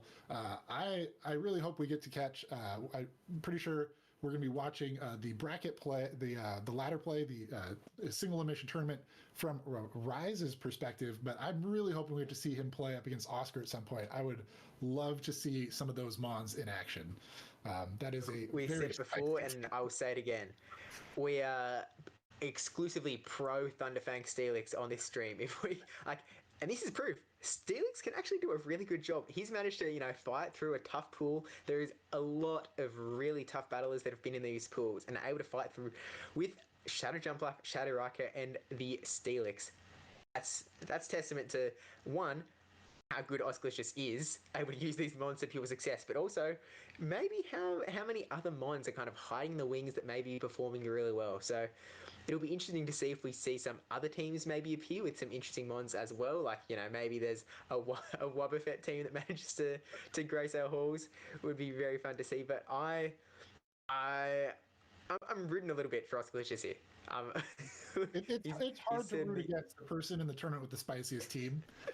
You look at the team, you're like, I'm not sure that can win, but I hope it does. And that's how I feel when I look at Oscar's squad with the Shadow Jumpluff and Shadow Raikou, and the Steelix and the Quagsire. Just couple Steelix and Quagsire kind of classic Sylph picks from like Sylph Season 1 metas. But then on top of that, the Shadow Raikou, Shadow Jumpluff, newer additions. I mean, the Shadow Legendary, that's an investment on the Shadow Raikou. Him away frustration, and interested to see if he's running Volt Switch or Thunder Shock on that. But that mon, if you look at that team, there's a lot of shield pressure on that team. The Quagsire, Shadow Raikou, a Steelix with Earthquake, and then Azumarill just with the big moves, Skarmory with Brave Bird, and then Shadow Jumpluff with Energy Ball. You only get 2 shields. Things that are going to hurt. You only get 2 shields. Unless you bring something like a Wobbuffet to soak all anything you can. Mm-hmm. Up against Ostrix's team, It's kind of like he can take a few hits as well. Like, even though he's dishing out huge damage, Jump Off is really tanky. Yep. Azumarill, really tanky. Steelix can take some hits if it's not in a really rough spot, if it's not getting hit by like a Hydro Pump. You know, Skarmory can take some hits. So it's like a bit of dish and take, which is actually really, really strong, really powerful. And I can kind of tell, I mean, I can see why this team was able to do as well as it was. Yeah, you could definitely see a position where, like, leading that Shadow Raikou, charging up some energy, throwing out a Wild Charge or a Shadow Ball, and then swapping to one of these other Mons, maybe to catch a move, maybe just to force their opponent to maybe throw energy at whatever swaps in, so that Raikou doesn't have to use its shields, doesn't have to absorb that damage, because it can't absorb much. It's Raikou is a unquilted paper towel, does not absorb much of anything, just it falls apart when he gets hit by something. But having these other Mons in there with that bulk, so you can throw that big move, swap out, absorb the damage on something else, and then the Raikou's back. Here's another Wild Charge. I know I was watching some gameplay from someone yesterday that was, throw the Wild Charge, dip.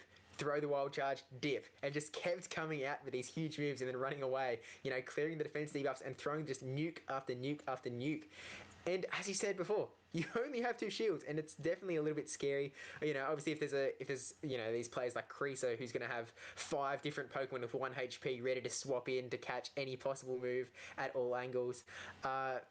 There's certainly ways around it, but it's definitely going to be pretty scary. But we actually have had our 3rd player exit pool play, get into the brackets, and that is Dialap screen was too far away. Chung, who is actually going to be up against Oscalicious. So we can see his team. He's got Meganium, Azumarill, Fortress, Skarmory, Umbreon, and the Shadow Politoed. So that is a team that's going to be putting on a fair bit of pressure onto the Steelix.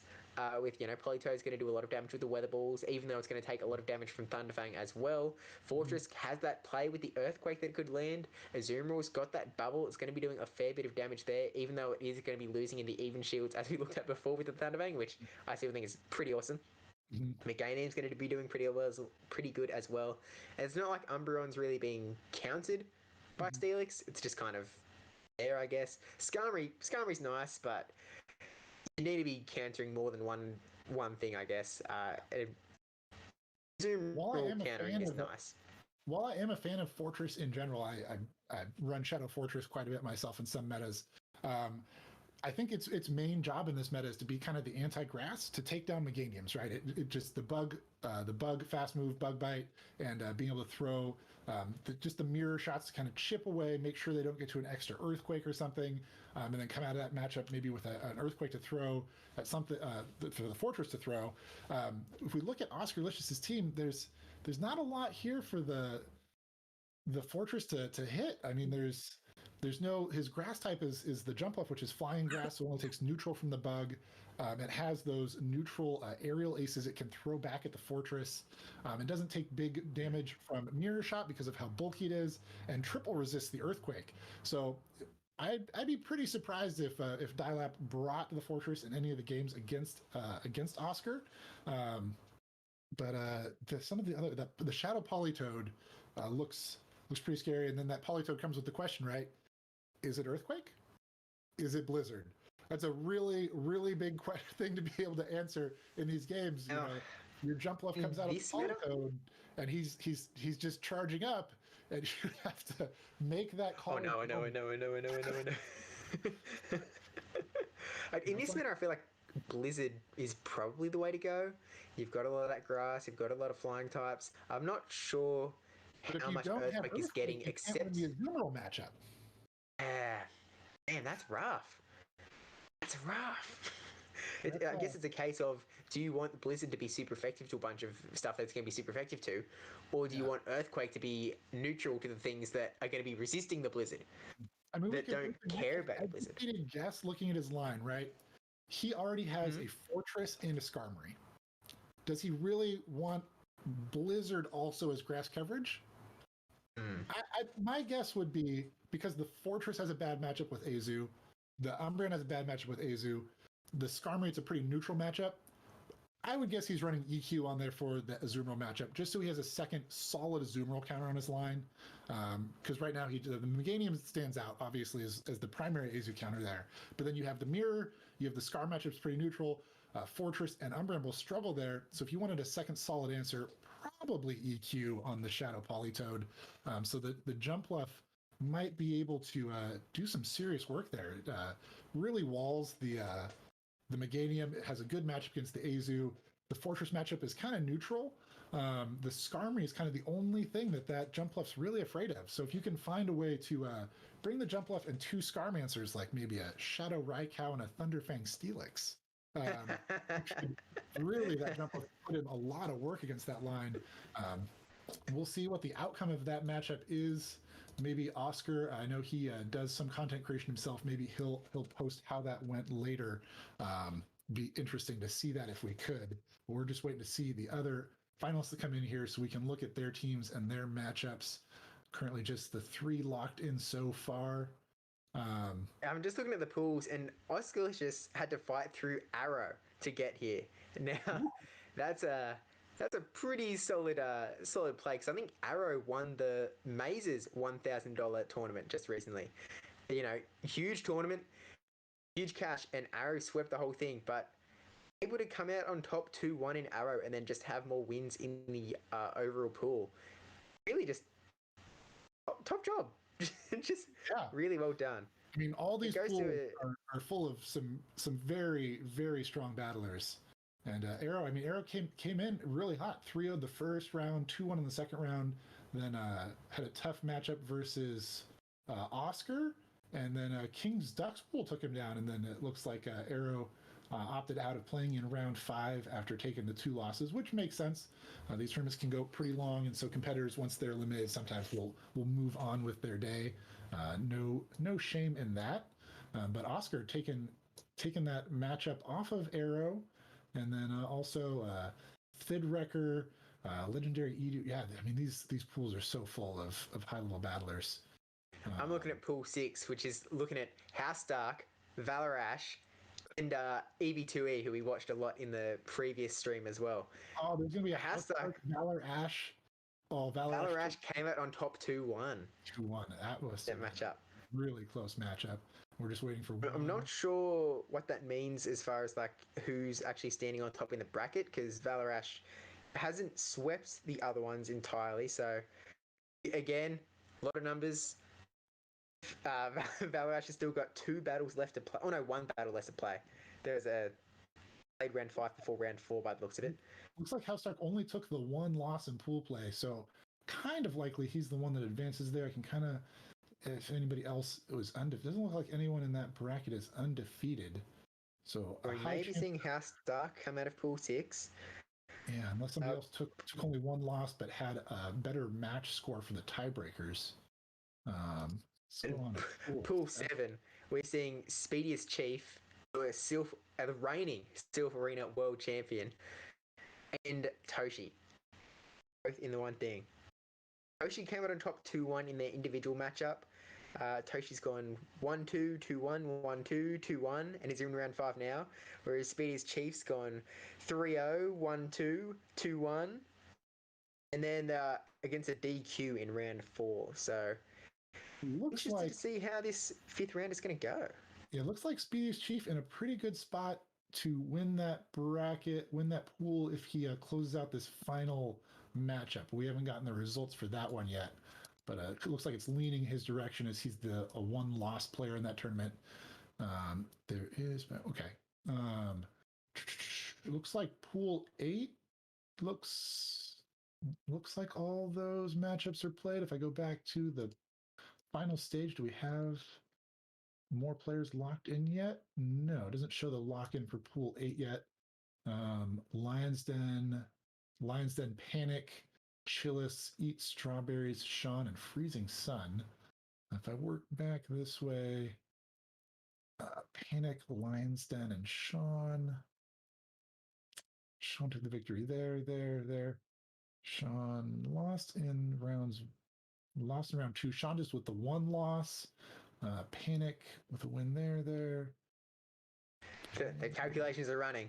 Panic also with one loss. So it looks like Pool 8 maybe going to tiebreakers. That's why it hasn't locked in the finalist for the bracket yet from Pool 8. Makes sense.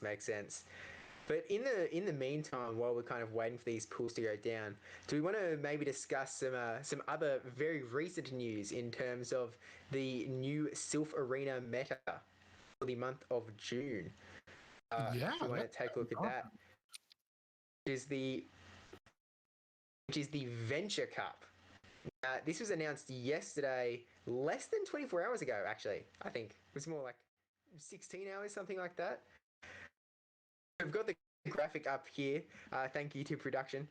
And it's a very interesting meta. It's essentially a mix of the Retro Cup we've just been playing through for a few weeks in Go Battle League, and the Go Stadium's cliffhanger format, which you have a certain amount of points to build your team with that point. So you have 20 points. Different Pokemon are going to be worth different amounts. So something like a Frostlass is worth 10 points. So you're using up a lot of your kind of budget if you want to bring a Pokemon that's really good, like a Frostlass in that meta, or a Hypno, or an Alolan Marowak. These Pokemon that were really good in the Retro Cup. And then there's Pokemon on lower value, so there's 6 points for a bunch of Pokemon, there's 4 points for a bunch of Pokemon, and then there's 1 point minimum. So you cannot bring 2 10-point Pokemon, so you're only limited to like one really like kind of overpowered mon on your team, I suppose. And it kind of brings an interesting sort of way to play. And you've also got those Retro Cup banners, your Dark types, your Fairy types, your Steel types, so you're not seeing any Azumarill, you're not seeing any Umbreons, you're not seeing any Bastiodons, you're getting rid of these, like, you know, uber annoying Pokemon that are always around in Great League. And I think it's going to be pretty interesting. Yeah, I think they did a really good job of looking at the Retro Cup meta, which we just played for a week in GBL, which was a pretty interesting meta. And they looked at it and said, there are some very clear tiers of power in this meta. And so we were able to kind of canonize that into a cliffhanger. I can throw up a link in the chat for that meta. So you can see what the tiers are and what those Pokemon are. They're listed in there. At the 10-point tier, it's the Hypno, Lickitung, Altaria, Frostlass, Cresselia, and Alolan Marowak. All very strong players in most of the metas they're in. Frostlass often gets kind of pushed out of Open Great League because of Azumarill and some of the other matchups against kind of bulky things that resist ice damage. But you ban Azumarill, and there's Frostlass. Also, Umbreon's another pretty tough matchup for Frostlass. So it makes sense that when you Bastiodon. Bastiodon. Yeah, that's a really terrible matchup for Frostlass. That is very true. So when you ban out those really bulky things that have pretty good type profiles that Frostlass struggles against, Frostlass comes out to play, especially in a meta like this, where when there's no dark types, we talked about a little bit before, no dark types, Gen 1 Psychic type's very strong. And so we see the Hypno, Cress is not from Gen 1, but using the Gen 1 typing system where there is no darks, Psychic type's just really strong. The only thing that resists Psychic is Psychic. So they're kind of their best counters are themselves. So nothing else checks them that hard. So Hypno, very strong. Cresselia, very strong. On the 6-point tier, Defense Deoxys, Medicham both also have that Psychic typing, very strong. And so if you kind of look down this, I like the strategy that goes into building a team with this kind of point system. You know, sometimes you see on Twitter people like, you know, they do it for basketball teams or the cliffhanger format or lots of other things. Be like, you only have like $10. What team do you want with $10? And they put like the best players in the top, and you're like, but I could get two 6-point mons if I don't take a 10. Or I can take, you know, 4 4-point mons if I don't take a 10 or a 6. And you're just trying to, how do I want to budget myself here? Because the 10-point mons are 10-point mons for a reason. They're really good. And so it can kind of become the term in sport for it is VORP, value above replacement.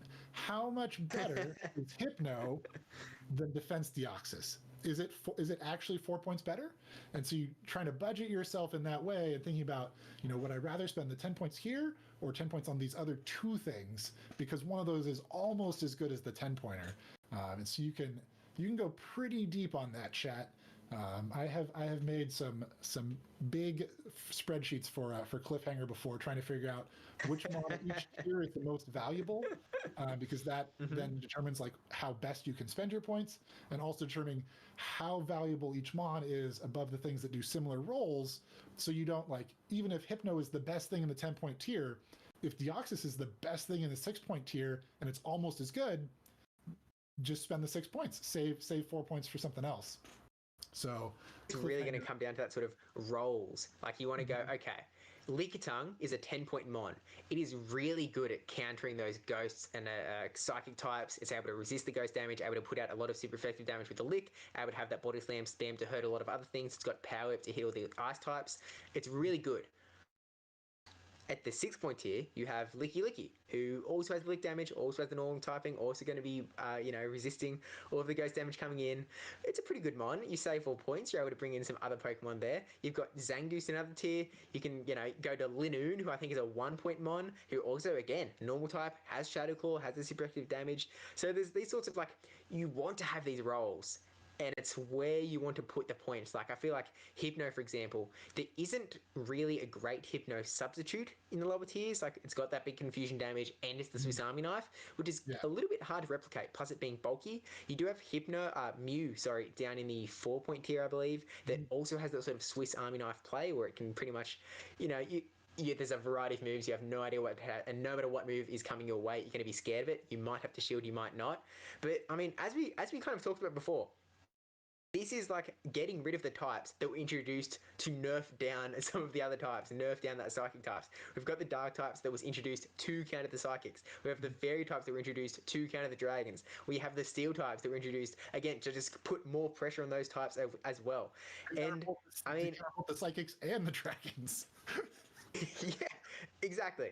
And with none of that, it's the Wild West out here.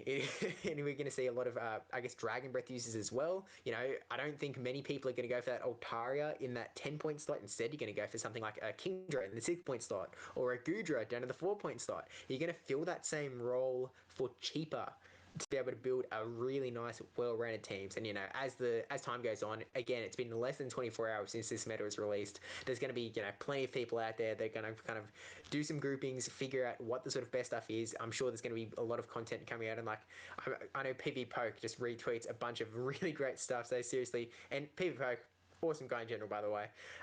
Just throwing that out there. He's got the rankings up there for the Nexus League Johto Cup as well, if you do want to check that out to kind of see what we may be seeing as we kind of progress through this tournament. But it's a really interesting meta, and I think there's going to be some really interesting teams from it. This is also going to be the meta that is used for the Season 3 regionals in the Silph Arena, so we're going to see some incredibly high gameplay in this cup as well. It's going to be a sight to see what movesets people bring on Mews in regionals. I do not have my Mew yet. I have not finished the Mew quest for Great League. I still have I only just got to the tier with all the 151 things. Did you power up your first Mew over 1500? Yeah, it was a long time ago. It was like I didn't know PvP was going to be a thing. I didn't know I needed to keep my Mew at 1500. Yeah. I was like, hey, I've got rare candy. I don't know what to do with it. I'll put it into Mew because it's not like I can ever get another one. Exactly. And turns out that was incorrect. So you'll have a blue Mew for Great League. Yeah. So hopefully it's good IVs. I'm really gonna have to grind out some research tasks to be able to get that blue Mew by the time my regionals rolls around, which isn't till fairly late in the month. So at least I've got some time to spare. Also have to get that XL candy for Lickitung, right? Yeah, I was looking at these tiers and I was like, well, during all of Retro Cup, I was running Lapras in the lead. I switched off between Lapras and Crustle a little bit, but I was primarily running Shadow Lapras in the lead with a Cresselia and a Mew, and I was like, that's 20 points. That's only 3 things. Like you can't run that in this cup. I have to downgrade. Would have to downgrade at least one of those mons, something a little cheaper. I do think Cress also kind of a little bit of the Swiss Army thing. But not nearly what Hypno does, and especially like Shadow Hypno. Shadow Hypno confusions in a meta where nothing resists confusion except for other psychic types, but you can carry Shadow Ball for those. Like Shadow Hypno can really And it'd be interesting to see if Shadow Kingdras start showing up on people's teams for this cup, because Shadow's not banned from this turn. No, it's just the typings. Shadows are allowed. So yeah, there's definitely quite a few mons in here that can get that shadow bonus, and it can definitely change some matchups. 4-point tier Shadow Credilli, a pretty interesting mon. Obama Snow can put in a lot of work. So there's definitely a lot of interesting possibilities, and I mean the Mew thing's just. Whew, I was running Scary. Stone Edge during. Whoa. During retro, quite a few Altarias were very surprised. We'll just put it that way. Yeah, that is a very wacky move set. Obviously, I don't think we're going to see many Altarias again because it's locked in that sort of 10-point slot. I know there's been a lot of disappointment that Chansey's and all that as well. You can play Mew so many ways. I feel like Mew is probably like one of the OP mons in this cup, just the way that it's going to be playing with the variety moveset, going to be doing well no matter where it is. Yeah, I think it's going to be scary. I did an analysis, and I really thought that maybe Dragon Claw Flame Charge is probably the best Mew moveset for this meta, because the fire typing hits almost everything, and the things that it doesn't, Dragon's neutral in every matchup because nothing resists Dragon in the meta. So you always have that cheap bait move that you can get to very efficiently, and then having Flame Charge be able to ramp up the Shadow Claw damage really allows Mew to take advantage of the other psychic types in the meta, and also the ghosts. Just ramping that Shadow Claw damage, 2 boosts in, you tear through a Frostlass really fast. So I think that's probably a workshop for. Although a lot of people I did see running Rock Slide because of its coverage against the ice types, the flyers, and just kind of mostly neutral coverage, because there were not. I mean, just looking at this graphic, right? There's no ground type in the 10-point tier. There's no ground type in the 6-point tier. There's I think a lot of the good ground types also have the steel type, and steel's banned. Yeah. And you're not seeing Bastion, you're not seeing Galarian Stunfisk. Gone. Yeah. Steelix either, sadly. The 4-point tier, but they're in the 4-point tier because they're just not, like, they don't feel that strong in this meta. And so without many ground types, rock and electric moves have really good coverage against most of the team.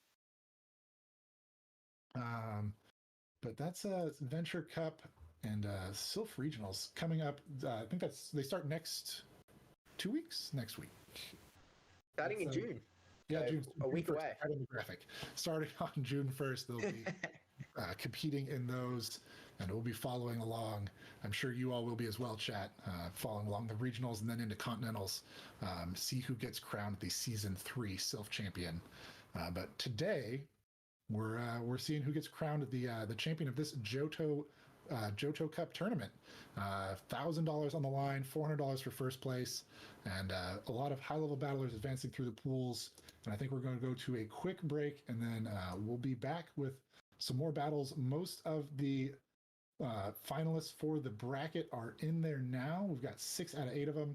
You guys can check that out through the link that Dragonite dropped in chat earlier. And I think we're going to go to a quick break.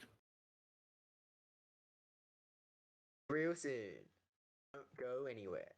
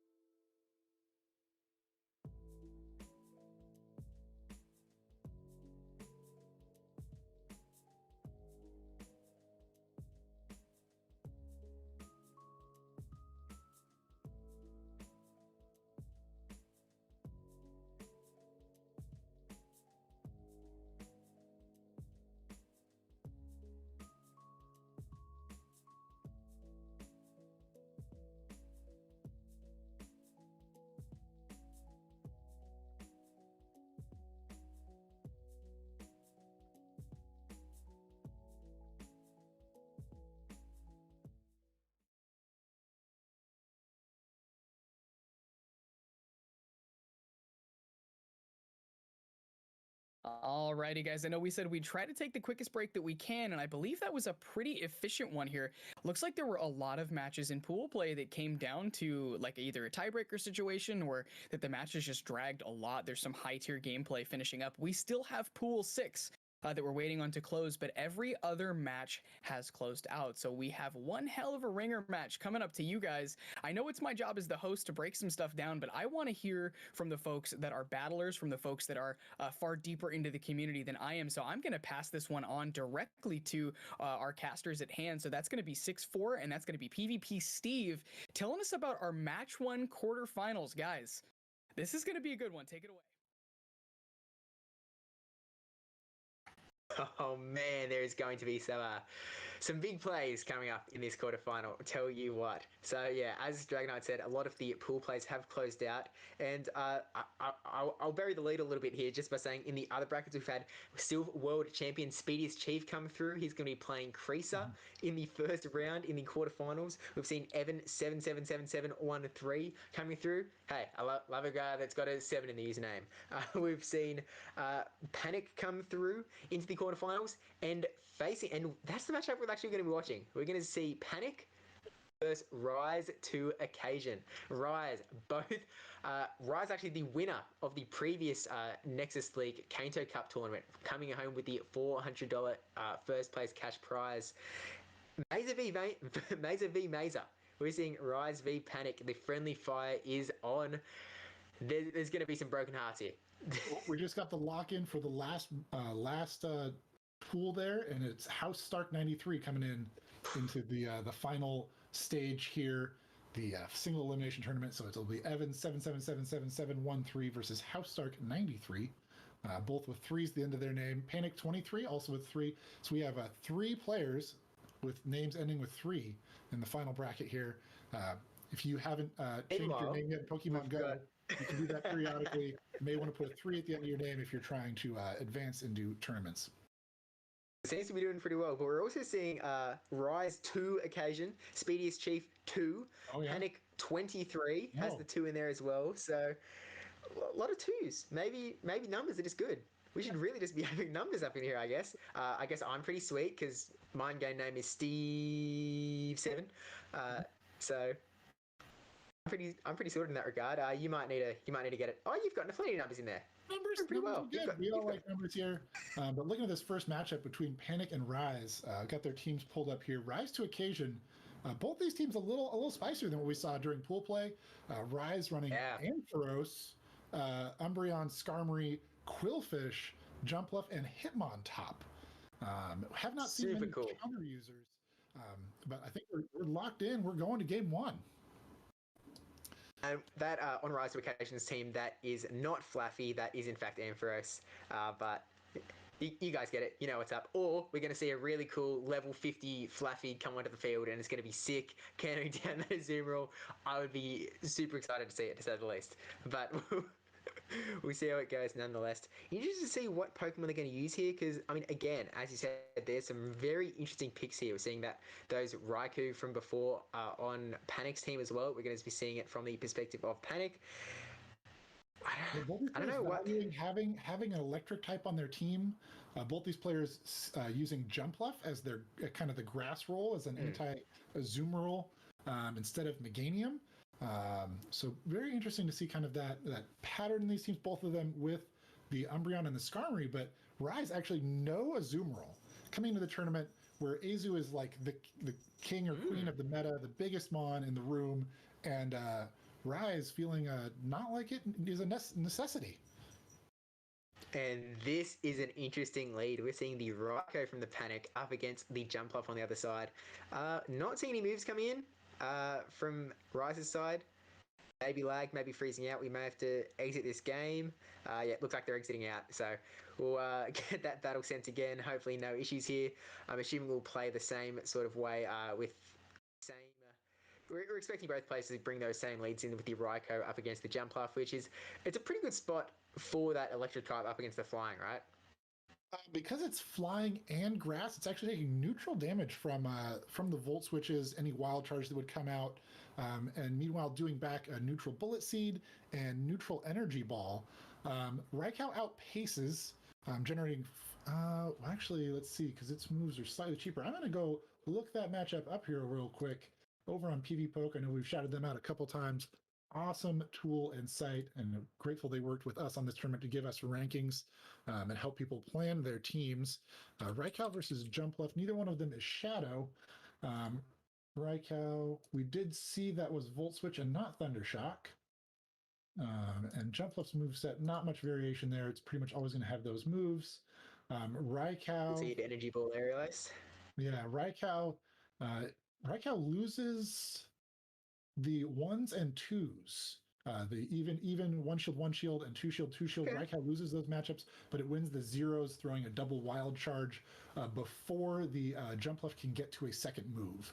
So the Jumpluff will have to invest shields to try to win that matchup if they want to do that.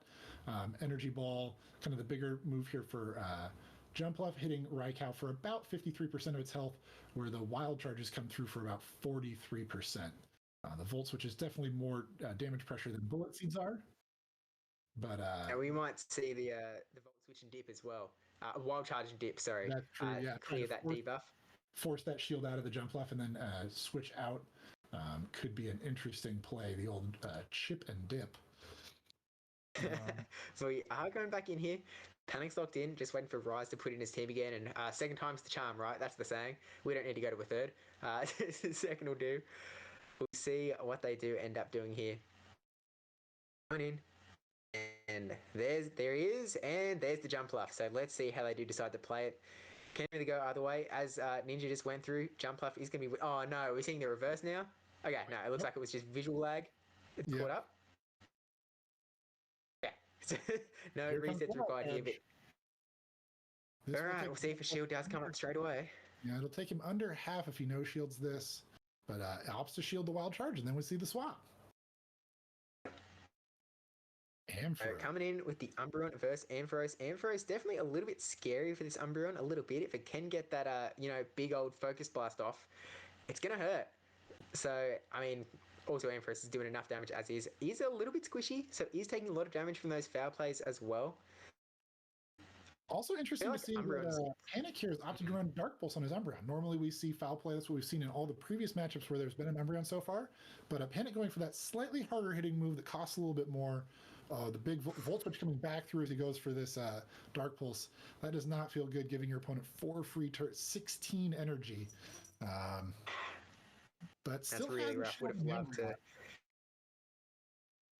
Yeah, I mean, at this point, could be a Focus Blast coming through. Little bit scary. Let's go for the shield, and it was the Focus Blast. Definitely the right call there on the Umbreon side. Going to be able to get these charge moves ready to go. Maybe they were expecting the charge move there, not too sure. Over farming. So hoping this is just not a Focus Blast. I don't think it can be. Just a Thunder Punch. And then he's going to farming up tons of energy. This Dark Pulse is going to take the Ampharos out. Yeah, all the way up to 100 energy, maxing out that energy bar, and then throwing this Dark Pulse. No shields left, and with another Dark Pulse loaded, we'll see what comes in to tank this hit. Rise thinking about a little bit. Skarmory. Okay, this is pretty good for the Raikou that's hanging out in the back. There are no more shields though. So Skarmory's going to be able to get a bit of an energy advantage here if they want to go for the incredibly aggressive farm down. I feel like Skarmory may end up going for a Sky Attack at some point, just because this Umbreon is going to be putting on a fair bit of hurt, but energy, it is going to have a pretty good time up against the Raikou when it comes back. It makes sense they bring in the Skarmory here, knowing that there is the Raikou, right? You have a Skarmory and a Jumpluff. You don't want the Skarmory lined up on the Raikou, so you bring it in here. Oop, they swap and catch this. Big catch. And little does Rise know that Panic also has Jumpluff waiting in the back. It would be really nice to have that Skarmory v Jumpluff match up, but Skarmory's health is mostly gone at this point, showing the Jumpluff now swapping in, and we're seeing Jumpluff v Jumpluff. Maybe you're hoping to tank like an energy ball there, but it does get the Aerial Ace off, so we're going to see a little bit of back and forth Aerial Ace here. These super tanky mons, Aerial Ace not going to do, tons and tons of damage. Obviously, it's going to do a little bit, but yeah, going to be a little bit of a waiting game here as we get to a Pokemon that is not Jumpluff, but yeah, and that low damage on Bullet Seed and double resisted by the flying and grass types. The Bullet Seeds just tickle each other, and these Aerial Aces not doing that much more than it, honestly. See a little bit of an undercharge there. It's an interesting choice. Yeah, I'm not sure if it gives him anything in that regard. I guess there's a little bit, like a tiny little bit more health on that jump off. This aerial ace is going to take out Panic's jump off.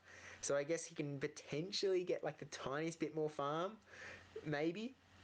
Yeah, and this Raikou just needs to get to farm this down and get to a wild charge. As we looked at before, this energy ball, if that's what's coming through here, only does about 50%, but the Raikou's already down a fair bit.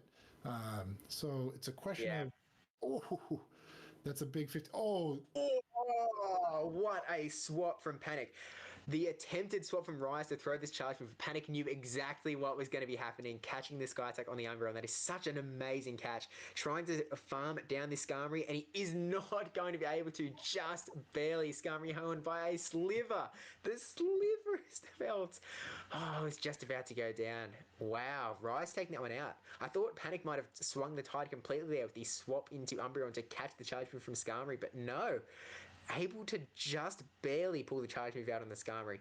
And I mean, I guess that's really credit to Rise for getting that energy ready to go and then swapping out, keeping the energy ready to come when it was needed, which was right then and there.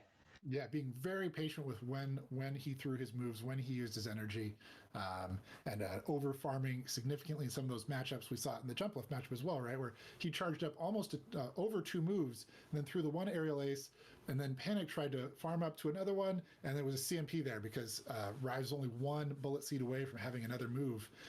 So just really good energy management from Rise. That double swap catch on that combo play, because throwing the one charge move. And then immediately swapping out. That's really high level play. Like there's not much else you could say about it. Like to be able to time that move, understand this is how my opponent is going to try to win the game, and then making a play that counteracts that. There's the first level is like, how do I win the game? But to think about how your opponent is trying to win the game and then respond to that in real time, instantly. Just a huge play from Panic. Rise going for that clean combo and just getting interrupted by the catch, but still just enough health on that Skarm to survive. If that Volt Switch kills the Skarm, that Raikou's got a Wild Charge loaded for the jump left, and that's GG the other way. Yeah, I mean, really just 4D chess playing in front of her eyes. Absolutely just mind-boggling stuff. Like, also not only like understanding how your opponent wants to win, but also like keeping track of the energy, keeping track of the switch timers, knowing that the switch timer was ready to go and he needed to swap instantaneously to catch the move onto that Umbreon. Just incredible gameplay from both sides, and it really just is a testament to the fact that like Panic and Rise are 2 incredible battlers. Like, Mazes has an absolutely stacked squad, and this just proves that. Absolutely baller. And this set could seriously go either way. Like, if that was the first game, these next 2 are expected to be pretty similarly dangerous. That was a 1 HP in a dream game. That was like 1 turn, 1 HP. I mean, that's the IVs don't matter until they do, right? That Skarmory is probably a really high PvP ranked Skarmory at this point. These battlers played a lot of battles. Skarmory, a very metamon, very useful. Pretty sure that's going to be a great ranked Skarmory, and it pays off for him there. We are now going to see the electric v electric, so not as great as having a Skarmory on the side, but hey, we're going to Volt Switch away nonetheless. Raikou certainly has some scary charge moves here with the Wild Charge and Shadow Ball, so I'm wondering if we're going to see the Shadow Ball straight away, which is exactly what we're going to see from Panic here. This is going to put a lot of threat onto that Ampharos. Yeah, Raikou definitely has the advantage of pacing this matchup, getting to that Wild Charge a little bit sooner than you can get to a Focus Blast on the Ampharos. And all the electric type moves here, the Wild Charge and Thunder Punches, are resisted.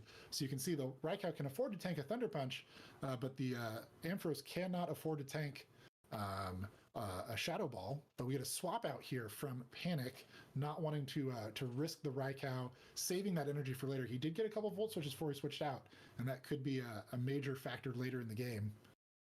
But building up the Thunder Punch, unfortunately getting shield baited there. Was hoping to shield up her Focus Blast. Thunder Punch wouldn't have done too much damage to that Umbreon, so definitely a little bit unfortunate for Panic here. Throwing the last resort on to the Umbreon that swapped in. This is going to be a long one, folks. It's just going to be last resort, back and forth. I think Rise has a little bit of energy here, maybe not. I think they're both trying to get an extra little snarl in there, trying to time their moves perfectly, precisely, so that they can get that extra energy, sneak that extra little snarl in while the opponent throws their charge move. But both of them know what's going on here, and Panic was able to get their last resort there. Neither opponent getting a snarl through. It's just going to be back and forth, back and forth. I'm not really expecting to see any shields anytime soon. So I guess in the meantime, how's your day been? How's it going? This is no bronze or mirror match, but it is a slow matchup. And but in these slow matchups, the mechanics become really important. Timing your charge moves, making sure that you want to throw your move when your opponent is still tapping and trying to get a deny there, so that it's not a CMP. If it's a CMP, you can never sneak your move. So you want to be trying to sneak your move by going past where they're going to throw, so you can get the sneak, and then throwing short of when they're going to throw the next time, so you can get a deny.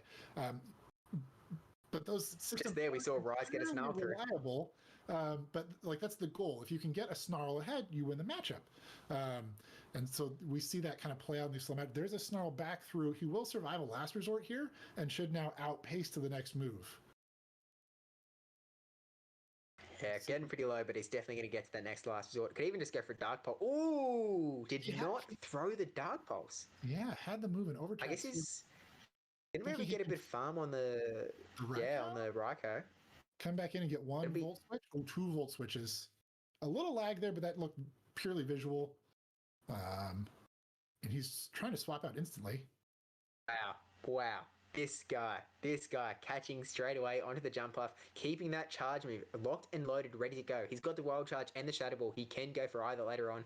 Gonna bring the jump off, get able to tank those thunder punches. Not doing much damage thunder punch, and focus blast isn't going to do much either. Maybe trying to catch a move there. Still going for the energy ball. Yeah, energy ball with the debuff chance and being just a more efficient move than Aerialist. I think that Aerialist is slightly more efficient in this matchup, being single resisted than double resisted. But you get that debuff chance with the energy ball that could set up a better farm down. Doesn't get the debuff on the first one and then switches up to the Aerialist for the second one. Aerialist also costing a little bit less. If there's any question of can I get to 2 moves, you'll get to 2 Aerialists before the 2 energy balls, so it's more total damage.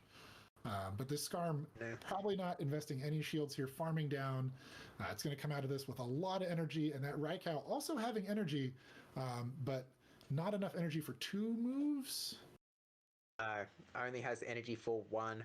So has to throw this first one. Wild Charge is going to debuff its defense now, and then it's going to have to get to another move. I wonder if that's a bit of a dangerous play. Getting the shield, and now its defense is debuffed. It's going to be taking more damage from these fast moves.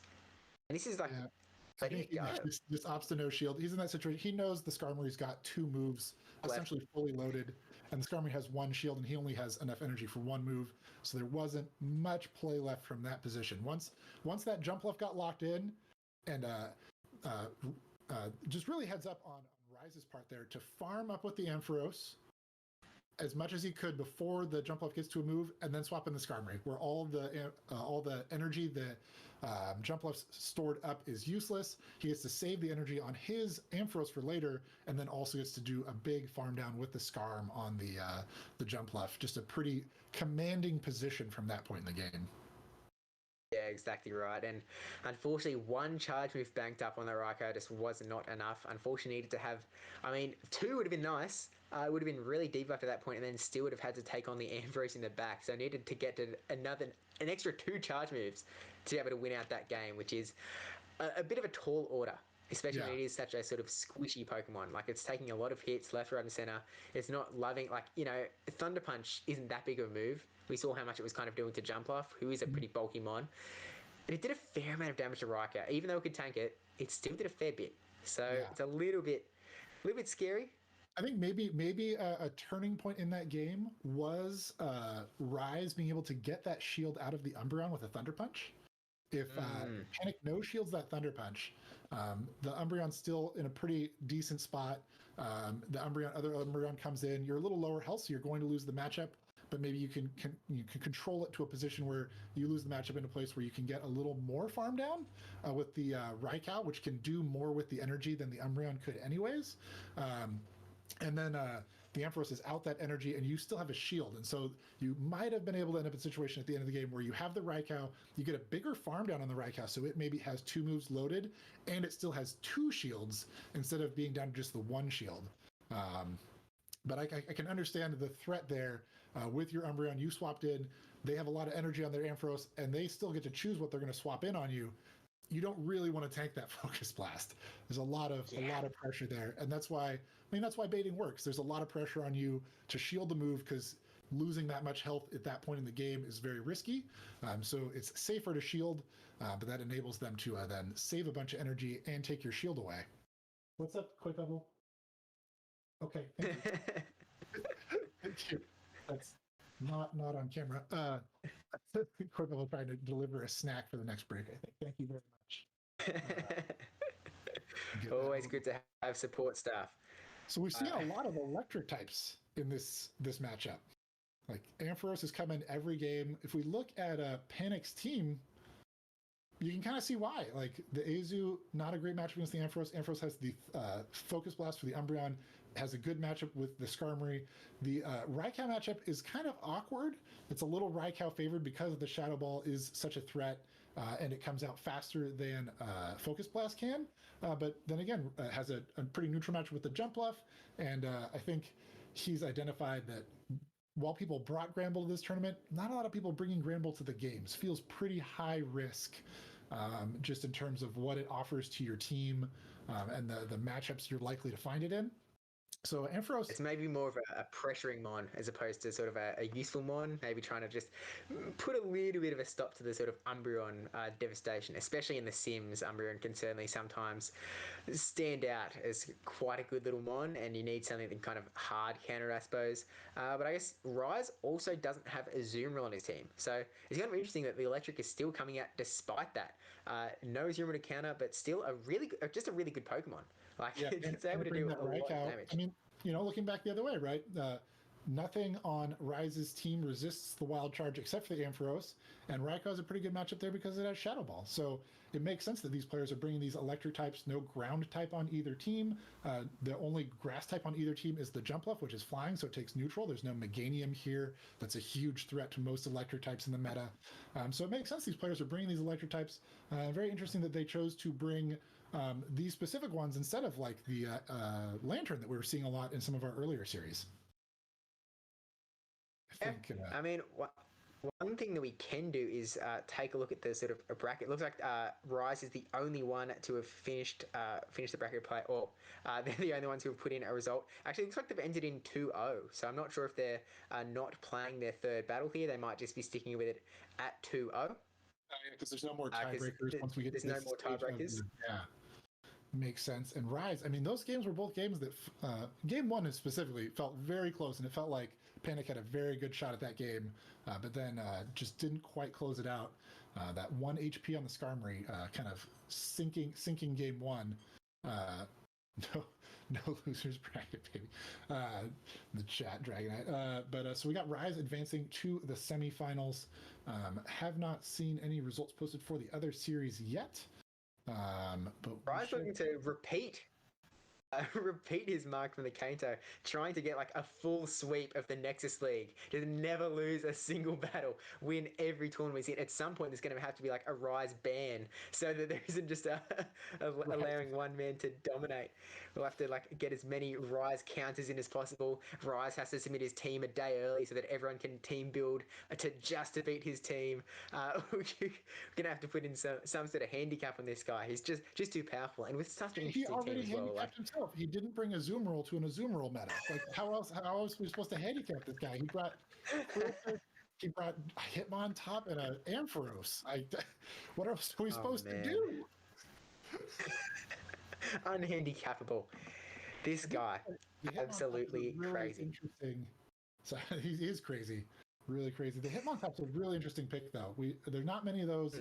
Looking over the team list, Counter is arguably the best fast move in the game, just in terms of how much damage it generates and also how much energy it can acquire. The 4 damage per turn is in the higher tier of damaging fast moves, and that 3.5 energy per turn also in the higher tier of energy generating moves.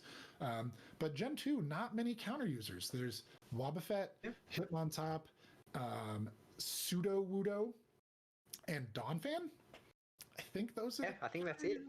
In Gen 2, and Donphan, not very good stats, counter non-stab for it. So, I think we saw one of those on the team list, but it is not here. Also might have charm. Yeah, Might not also even might be have counter. And then the other one, Pseudo Wudo, struggles really against other counter users. The rock typing, not a very good defensive typing in general, has a lot of weaknesses. And then the Wobbuffet, very bulky, very good all-round mon. So It's a bit memey. A bit memey in terms of it just doesn't do much damage, right? It's the attack stat is so low, it just really struggles to kill anything. And Hitmontop being the only kind of pure sort of your standard fighter, it doesn't have any moves that it can get to very quick. It's nuke only. And that kind of holds it back a little bit. It's a little bit unfortunate. Even Raikou, it's sort of in a similar spot where it's got Wild Charge and Shadow Ball, 2 huge moves, but it also gets them fairly fast and can still put on a lot of pressure where you just don't see the same thing with Hitmontop. I think Hitmontop is another one of those mons that simulates really well. It does really well in The Sims. Yes, it does really well able to bait with the Stone Edge. Lands the close combat every time. It does everything perfectly. It's charged up to the 2 close combats, shield back to the first one, gets the second one, but it's hard to get that to play out in the real world, I suppose. But obviously we didn't see it today, or in this battle. Maybe we'll see another Hitmontop come out a bit later on. There's still plenty more matches to go, but we're actually seeing Oscarlicious go 3-0 up against Dialap Chung. We're actually going to see Rise versus Oscarlicious in the semi-final, so that's definitely something to stay tuned for.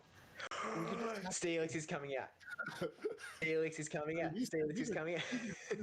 These were 2 of the teams we tagged as being pretty spicy. If we look at Rise and Oscar's team, we've got Shadow Raikou, Shadow Jumpluff, Steelix and Quag on one side. On the other side, we have the Hitmontop, the Quillfish, and the Ampharos. These teams with mons that very uncommon looking across kind of the meta list, right? As we look at all the players' teams, these mons stand out as being very rarely picked, but showing up, making a good show here, making it to the semifinals.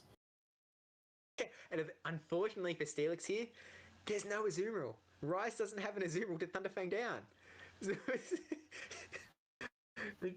its big use case has just been faltered.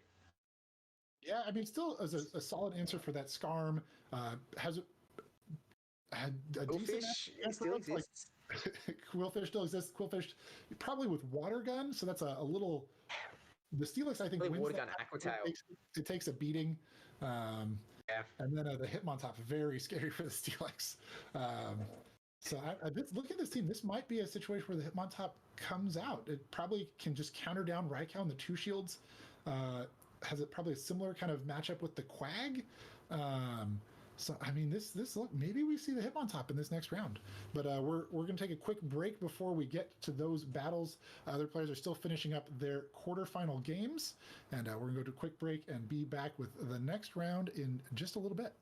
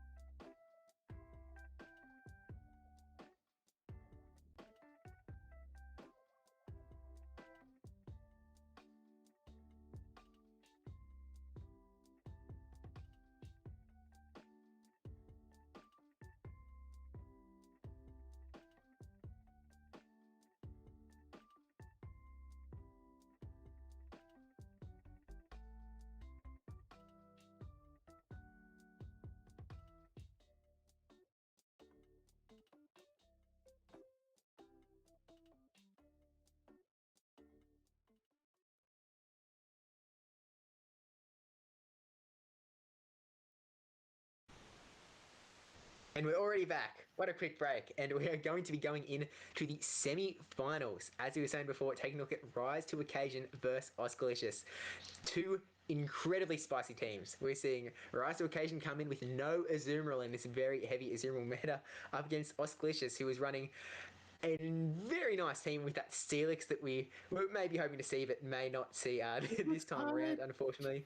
It's just so much Steelix hype, but with no Azumarill to counter, it may not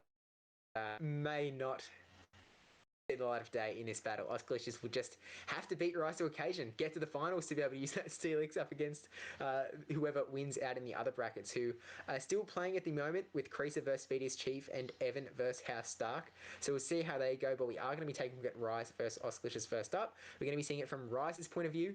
So we're going to see that, previous champion looking get to the 2-0 in terms of tournaments. Dude, and that's not a bad record. That's not a bad record. And actually, it's worth mentioning that these two players, Rise and Oscalicious, have already reached the cash point. No matter what, they're going home with at least $100 at this point. In the final four. So they've done really well to get at this point. And, we've seen these guys battle, and they are good. They're good. End of sentence. End of words. That's all that needs to be said. Yeah, I mean, it's going to be think some it'll be very interesting crazy to see stuff. what these players bring to this matchup. We saw Panic looked at Rise's line and said, I feel like bringing every game Raikou. And so it'll be interesting to see if Oscar makes a similar read on Rise's team and goes, it's going to be really good here. The Shadow Raikou, it has, neutral to good matchups against most of the team. It may struggle a little bit in the 2-shield situation against like a Hitmontop where the counters just kind of add up a lot of pressure on the Raikou. But generally that Raikou, it's looking pretty good. And that's why we saw Panic bringing it. And while the Raikou didn't win the games, it definitely put him in a decent spot. The first game coming down very close. So interesting to see if now this is a Shadow Raikou. It's Shadow bonus for those that may not be as familiar. 20% more damage on all your attacks, and you take 20% more damage from all of their attacks. So a very high risk play, but generally positive. It can be matchup specific for some mons in certain metas, but generally the way the CP formula works, it disincentivizes having attack because the attack weights into the formula twice as heavy as the defense or stamina do. So if you can give yourself 20% more attack without increasing your CP, that generally means you're just doing more because the Shadow bonus doesn't affect CP. So I think the battlers are locked in, and we're going to game one in the semifinal. Oscarlicious versus Rise to Occasion. We're looking at it from Rise's perspective. And that Raikou on Oscalicious team, again, is a Shadow. Doesn't have the S there, as is the Jumpluff. That is also a Shadow Jumpluff. Looks like they're exiting out here. I'm not sure if they went in with the wrong team. Maybe Oscalicious sent them a message and was saying that something didn't work out, but we'll get that right up again as soon as they're ready to go. We'll let you know.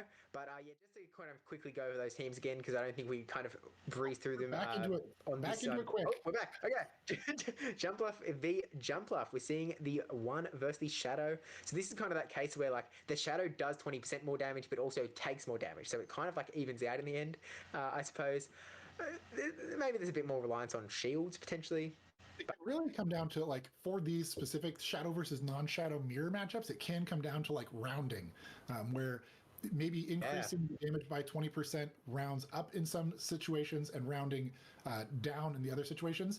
And so if this Aerial Ace does slightly less damage because of rounding, then it favors the Shadow one. So it's really close, but more of it's going to rely kind of like that Umbreon mirror on the mechanics here. Who can get their extra bullet seeds through, who can deny their opponent's bullet seeds. But you can see there that the damage in this matchup way higher than in the jump left mirror where there's no Shadow involved. That Aerial Ace actually looks like it hurts.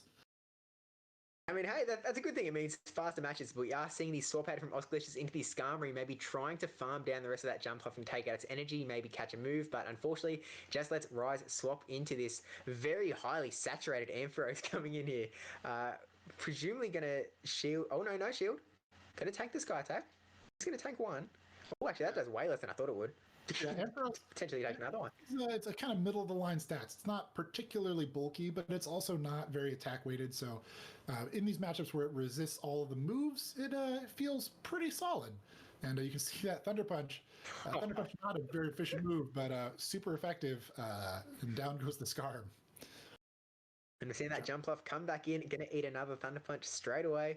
Gonna do a nice little bit of damage there. Osculus just did burn the shield in that jump off matchup, so it still has a little bit of health. Has to get to another Thunder Punch to be able to take it out. We're gonna see the Aerial Ace come in, or maybe an Energy Ball come in from the jump off. Rise gonna shield up. Wants to keep this Ampharos around, wants to get to that Thunder Punch. That Thunder Punch will take out the jump off again if it goes through. So it'll just be up to Osculus just whether he wants to keep it. Ooh, over farming. I'm not sure if that was intentional or not, but Yeah, a shield. Bullet Seed is one of the harder moves to kind of keep track of. It's 13 energy each. If you're doing the math, it gets pretty messy pretty quick with charge moves that cost 45. So, kind of. We're seeing the Azumarill though. This is a pretty nice spot for Ampharos to be in. Yeah, he very rewarded here for two shielding the Ampharos, recognizing that he may want to keep it around after that Scarm had come out earlier and gone down. Now the Azu up with this much health left. I don't think the Azu can win here, even up a shield. The Snarl. Yeah, this is potentially a case where we could even see an Umbreon beat Azumarill. Like it's possible. Umbreon is confirmed.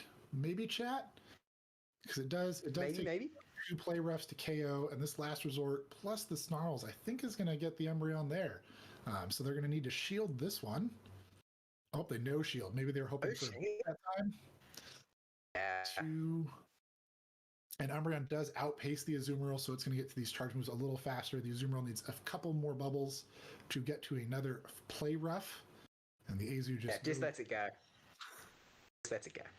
Knew that there was still a Jumpluff and an Ampharos hanging out in the back as well that Azumarill would have to contend with. So a little bit of a rough spot there. Oh yeah, Umbreon confirmed Azumarill counter. Write that in the history books. We know it can be done. We've seen Jumpluff and Raikou updated on the teams. The teams here with the Shadow. That is the S. Osculus is also almost with a full 1500 CP squad, which is pretty sick. Just throwing that out there. I'm a big fan of the aesthetic there.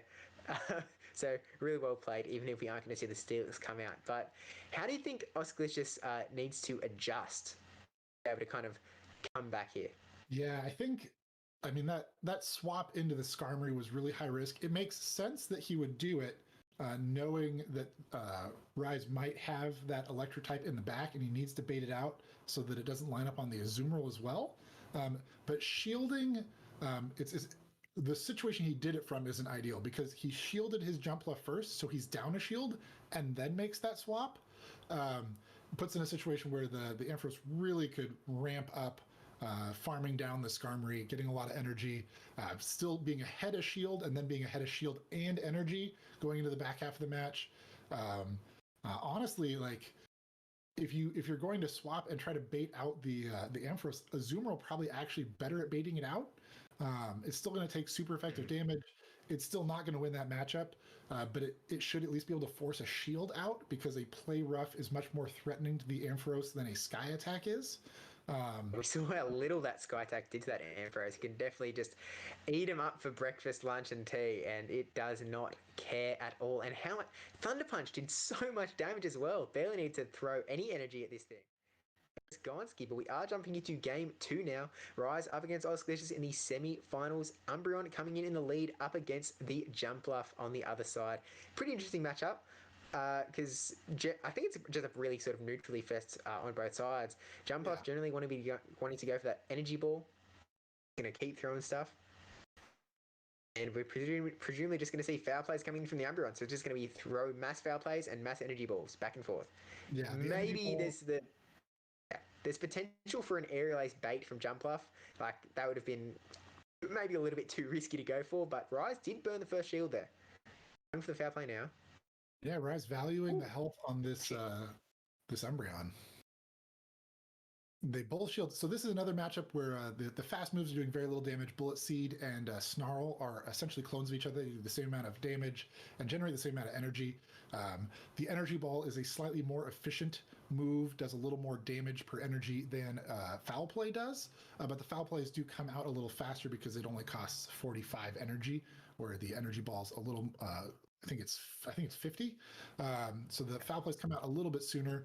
But both these mons are fairly bulky. And can afford to take a few hits. So it's kind of interesting to see them both shielding up the first move and just going down in that situation. But we got switch to catch. Catching into a Azumarill. What a cat. This energy is going to do nothing. It's going to do like... Oh no, poor Azumarill. But that does mean that Jumpluff's going to be able to come in here. Azumarill does not have much in the way of an energy advantage, so going to be able to get to these energy balls fairly quick onto the Azumarill, put a lot of pressure on. No shielding the first one. It is going to be able to tank an Ice Beam here. Chat, you made a notice. That was a very interesting choice by Rise to Occasion. His opponent swapped into an Azumarill. He has the Ampharos in the back, but he brought out the Jumpluff here, not the Ampharos. So maybe thinking that his opponent has that Skarmory in the back, doesn't want the Jumpluff to get lined up on that, and wants to save his Ampharos for it. That would be a good reason to make this call. Also, the Jumpluff slightly outpaces the Azumarill, and so he can afford to tank that one Ice Beam, leave himself on low health so that he doesn't get farmed down and still threaten lethal here. That's what we're seeing, and it is the Skarmory in the back. What a read. What a read by Rise. Super top level play there. Going to get farmed down. Not too much energy on that Skarmory, but Ampharos going to come in. We might see an attempted Brave Bird, but that seems a little bit early. Even if it is, it's not really threatening lethal on this Ampharos in any way. The Brave Bird, not even half its health. And good clean swap out here as the Jumpluff comes in, immediately going to his Umbreon to throw this move, threatening that Jumpluff. Jumpluff not wanting to invest the last shield, but it can't farm down here. It's going to have to throw something. Yeah, so I guess it's Rise is going to let the Umbreon go, going to bring in Ampharos to just farm up energy on this Jumpluff. Going to be at a pretty nice spot. Potentially we might see a shield come out on this Ampharos, depending on... Oh, yeah, we're going to see the charge move come through. Do see the shield come up because they're not going to need that shield for the Skarmory matchup. Has tons of energy ready to go into it. With those... Gonna be a little bit close. Wasn't Aerial Ace bait, but at the same time, like, had that been an Energy Ball, that was definitely the most threatening move he was going to see for the rest of this match. And he comes out of that matchup with plenty of energy here to start throwing lots of Thunder Punches. Ampharos pacing really good, getting these Thunder Punches, alternating 3 volt switches, 2 volt switches. Although I think he is in Brave Bird range now. If that Skarm can get to a Brave Bird here, might be able to pull out the win. I think it's pretty close. Maybe like one... Is this the Brave Bird chat? I don't think a Sky Attack quite felt early here. Is the Sky Attack? Ooh. Oh, but the one... Oh, we're going to see it go down. Skarmory's going to take it out. Skarmory killing the Electric type. Rise making that beautiful read that it was going to be the Skarm in the back, saving his Ampharos for it. But then ultimately the Skarmory killing the Ampharos. Having to burn that shield on the Jumpluff, unfortunately. And that was pretty close as well. I guess that's kind of what we've been... This is the same as that Raikou that we saw earlier. Volt Switch is kind of locking you into these matchups that Volt Switch just takes a little bit too long to get the energy. Volt Switch doesn't quite finish up. You don't get the energy, don't get to throw the charge move quite early enough. Because he really did only have to get to that one more Thunder Punch, and that would have taken it out. But yeah, I'm instead, really Skarmory able to get it through.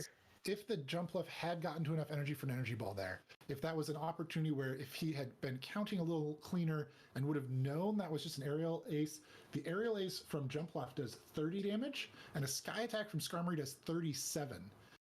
And so that could have flipped it. 7 damage could have been the difference.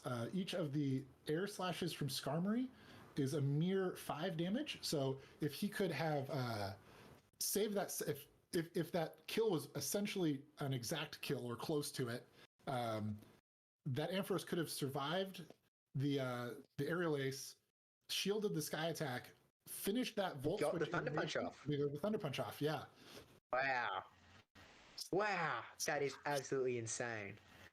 That was very, very close. It ends up looking not as close, but I mean that was just a couple turns, 2 turns. Finishing that Volt Switch animation flips the game the other way. Just reiterating, chat, like these are very high level battlers. These matchups come down to very close things, and I also like bullet seed energy generation is one of the more awkward things to track. A lot of other moves generate energy in chunks that is easy to do math with, that go into 5, 10, 15, 20. But 13, chat, 13's a really weird one. And then you start getting into like, you're generating in increments of 13 and you're throwing 45 or 50.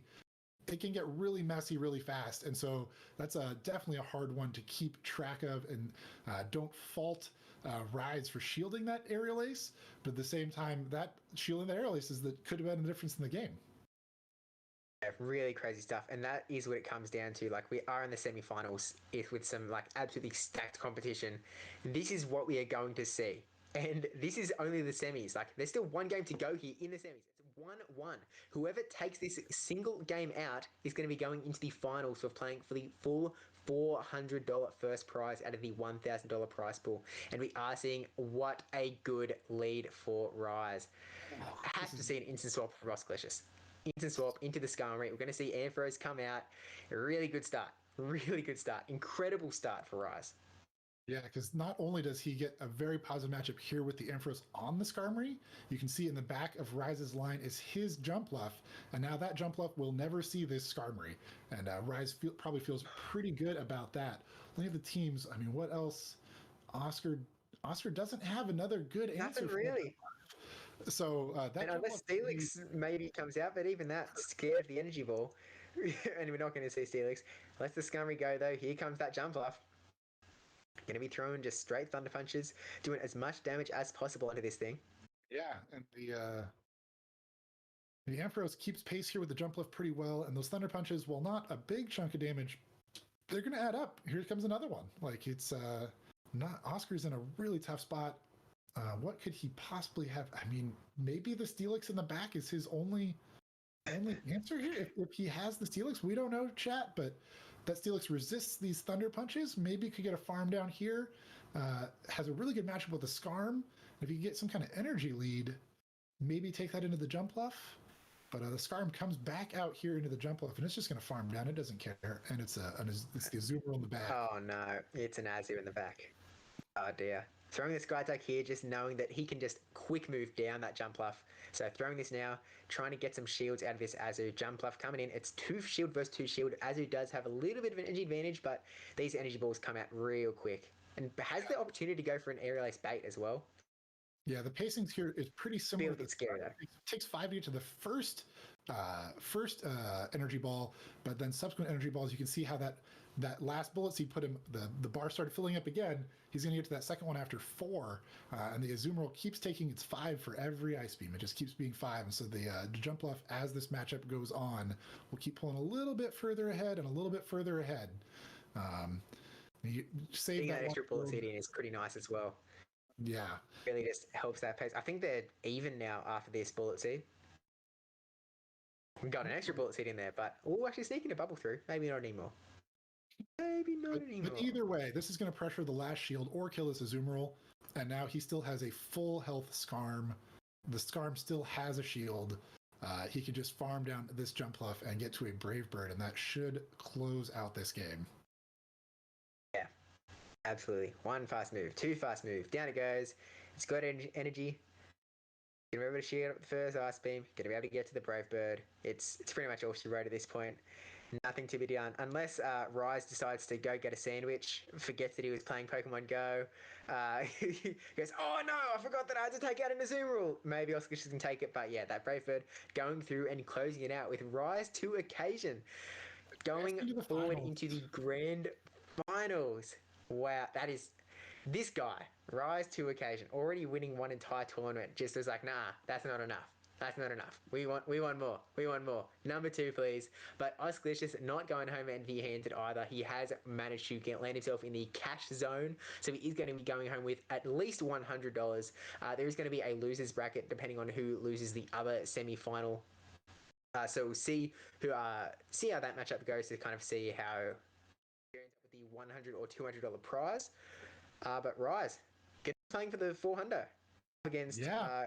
Creasor has beaten Speediest Chief 3-0 in the quarterfinal. Going into the semi-finals, and he will be up against the winner between Evan and Housedark, who have not produced a winner yet. So we'll catch that semi-final as the next battle, and then we'll be going to the grand finals immediately after that. So there's going to be some big matches coming up. Big matches coming.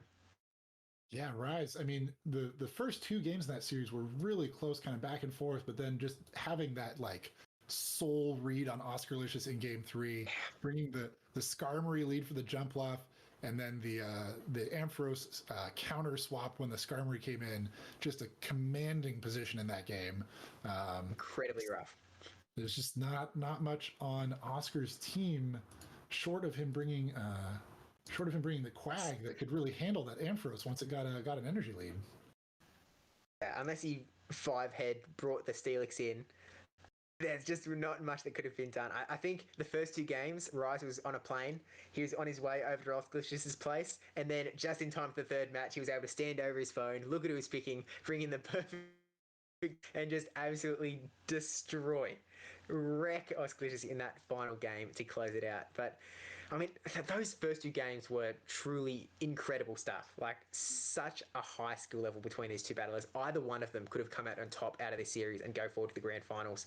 Oscarlicious really deserved this spot in the semi-finals, and I'm really excited to see how it's going to go down in the finals when Rise goes into there as well. We are going to throw it to a quick break as we wait for the other semi-final to come in. Not sure whether Creasy is going to be taking on Evan or Housedark, but we'll get to that super shortly. So we will see you then. Don't go anywhere, please. Since Gamers Heaven different from all the other shops that you may have been to? Outdoor seating? How about some ramen? Or boba tea? You have your standard retail and more retail. Gaming stations, more gaming stations, one-on-one setups with spectator screens, things like this when you can't decide on one thing. PC stations, future streaming booth, board games to play, there's fitness room, eventually a custom D&D room, table space that's currently social distanced apart, theater room, 4K screen, small little arcade, lots of food options, drink options, more food options, and more frozen stuff too. It just keeps going. Most importantly, a kitchen for our previously mentioned ramen, boba tea, and our food. There's definitely a lot more to show you guys, so definitely follow for more content.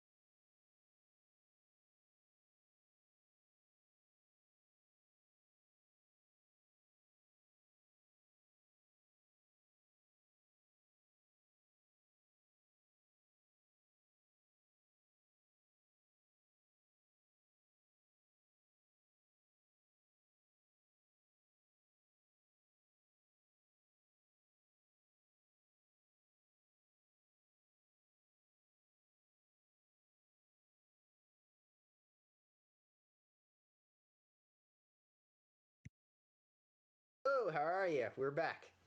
ready to go into the semi-finals between House Stark and Creasor.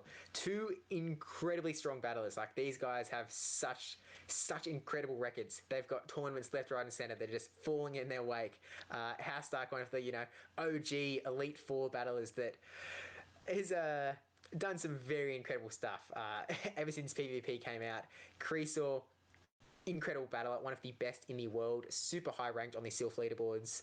I can't speak to the GBL leaderboards because they are a little bit foreign to me, but I know that Creasor... House Stark frequently graces page 1 of the GBL leaderboards. He is not limiting his success to only Sylph. Has some very, very famous GBL lines and has had very high success there as well. And looking at their lines here, we have some standard stuff. We got Azu and Skarm on both teams. House Stark running double grass with both a Jumpluff and a Meganium. And then some spicy stuff at the end of his line. We got a Typhlosion back again. Typhlosion! Show me the beam! And a Quagsire in that 6th slot. There was a Quagsire in the last series teams. We didn't see it come out to play at all. But in this matchup, Creasor, there's no grass type on that line. Interesting. Instead, he's going to be running that Umbreon, Lantern, Azumarill, Skarmory, Shadow, Gligar, and Granbull, as we saw before. Really just relying on that Lantern as the Azu coverage. But as we saw him play against Ali Lucky at the start of this tournament, he's able to play around it. He knows what he's doing. He's managed to get himself to the semi-finals with only that kind of one hard Azu counter. He's doing it.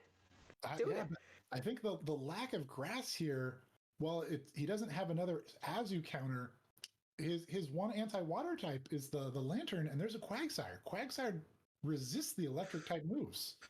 I think this could be a very interesting series for Quagsire, although I will note that the Gligar kind of an awkward matchup for the Quagsire, where it resists your Mud Shot. You can't really hit it with the Earthquake either. Those are double resisted. But the Stone Edge is only neutral because the ground typing is the second type on Gligar. So might be interested to see that Shadow Gligar come back out, as it is a pretty good answer to the Meganium, the Jumpluff, and probably has fairly neutral matchups with both the Quagsire and the Typhlosion. I'd be really shocked if they bring the Lantern. Like, I feel like the Lantern's almost a necessity because of the Azumarill and the Skarmory on the other team. But it'll be, obviously these players are high-level players. They're looking at this through their perspectives with all of their experience weighing into it. And they're the ones in the semifinals of this $1,000 tournament. And we're behind the desk. So we'll see what they actually choose to bring. But we can speculate that those seem like really strong picks looking at his opponent's line. And House Stark on the other side, Meganium pretty strong against most of that line, but it really, really needs to stay away from that Skarmory. We've seen a few situations in this tournament so far where a grass type, whether it be Jumpluff or Meganium, gets locked in against that Skarmory, and that has not been a good situation for those battlers.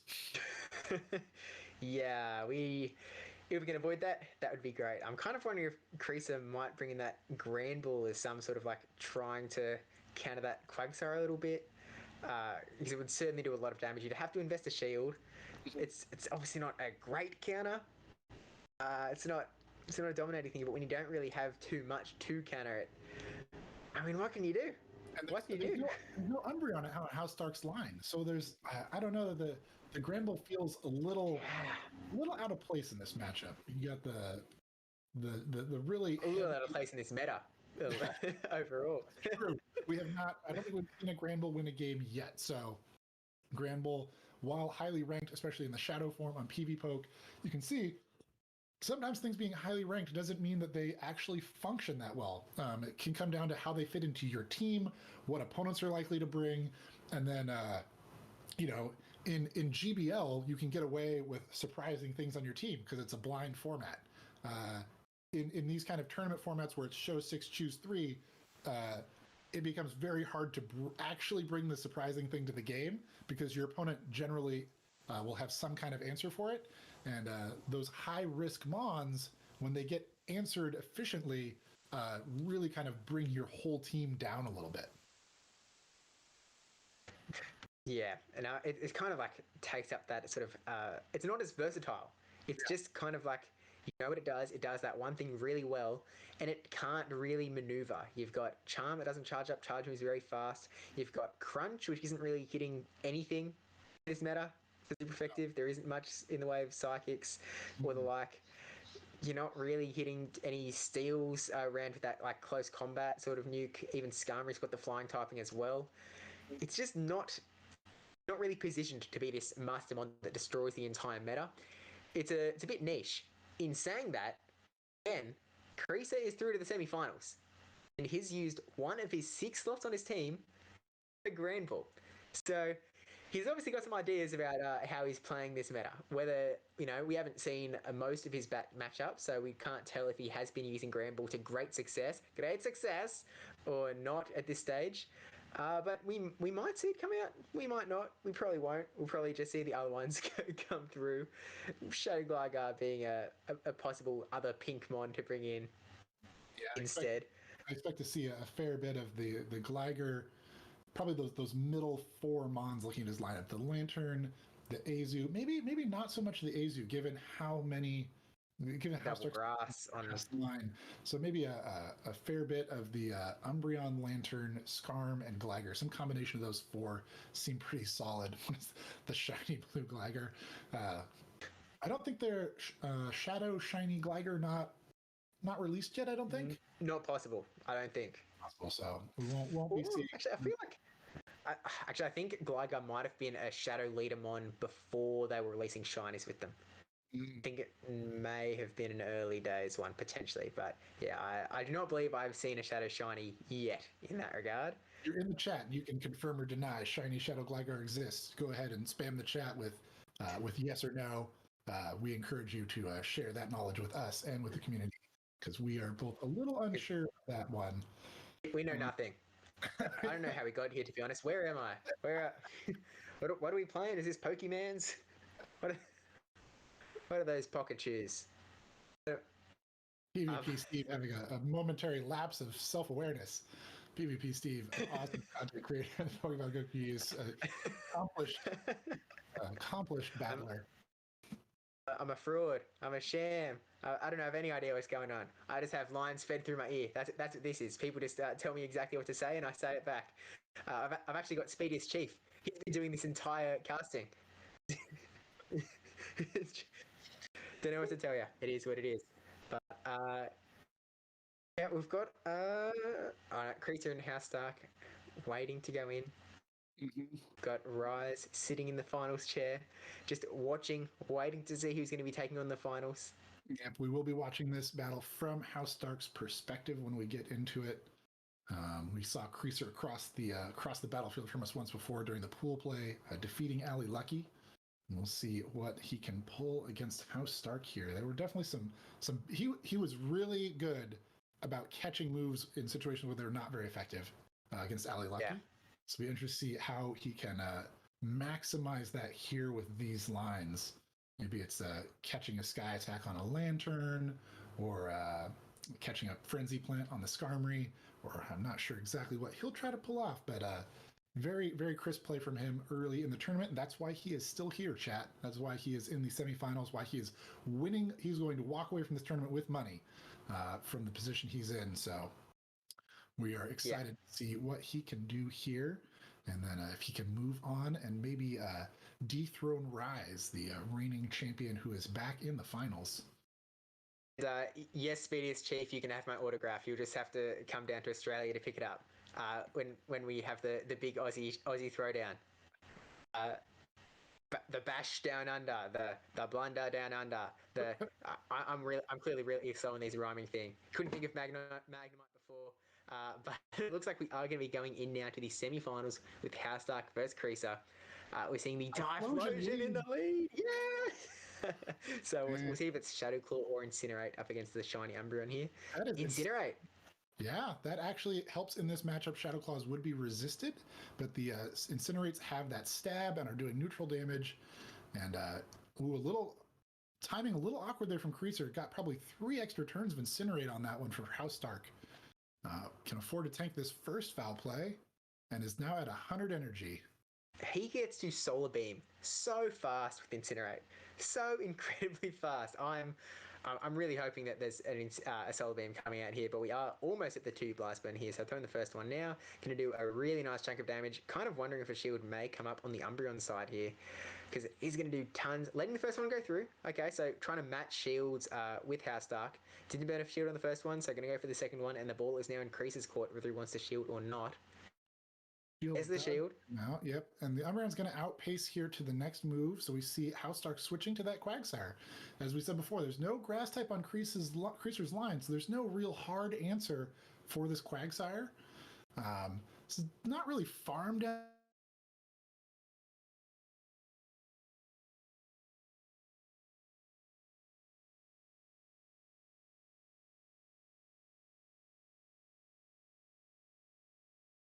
It may not be us. Okay, we're back. We've got Quagsire versus Skarmory now. It looks like all Mons are still alive, potentially. Quagsire a little bit less healthy now, though. Yeah, going to tank this Sky Attack. Should be in the deep red, but able to get to this Stone Edge. See if they can force a shield back from this Skarmory. Skarmory going to go for a farm down here, probably. With that energy, will be kind of threatening. I mean, the Typhlosion is going to have to come back in. We can see the Meganium in the back. Meganium does not want to come into this Skarm. So he comes in with the Typhlosion. Going to have to burn the shield. Yeah. And then the question is, he needs one more Incinerate. The Skarmory is going to get one more Air Slash during that time. And Skarm not at a move. We obviously had a little bit of downtime, so not sure how much energy it had, but yeah, clearly not enough. Able to get to the Blast Burn. And it's just going to be down to the Meganium in the back. Whatever we may see coming in here, there is still that, still the Umbreon. Yep, Meganium in the back versus Granbull. It's a Charm Granbull and the 0 shields, folks. House Dark over farming here. Knowing that there's no charge. Ooh! Catch. This Creaser guy, absolute catch fiend. Catch fiend, no bubbles. Oh, that go for the full Umbreon calm down. Little. He's gonna get a charge move off, I think. Yeah, but this KO. Meganium's pretty bulky for a Grassmon. It's nice dinosaur body, able to absorb this hit from the foul play. And as long as that Granbull was not at a move, which I don't think it was yet, Meganium should be able to just close this out with a Frenzy Plant. Yeah, that Granbull does not love to eat these Frenzy Plants. There it goes, down it goes, and that is GG's on game 1. House Dark taking it out. Despite Crease's really good catch, unfortunately, there was just too much health left on that Umbreon to farm. Get that Frenzy Plant. Actually had a Frenzy Plant and a half, so maybe the win condition was potentially if, House Dark decided to hit all the bubbles, take an Umbreon with no energy left over, then Granbull could have taken the cake, but yeah, unfortunately, just not how it played out.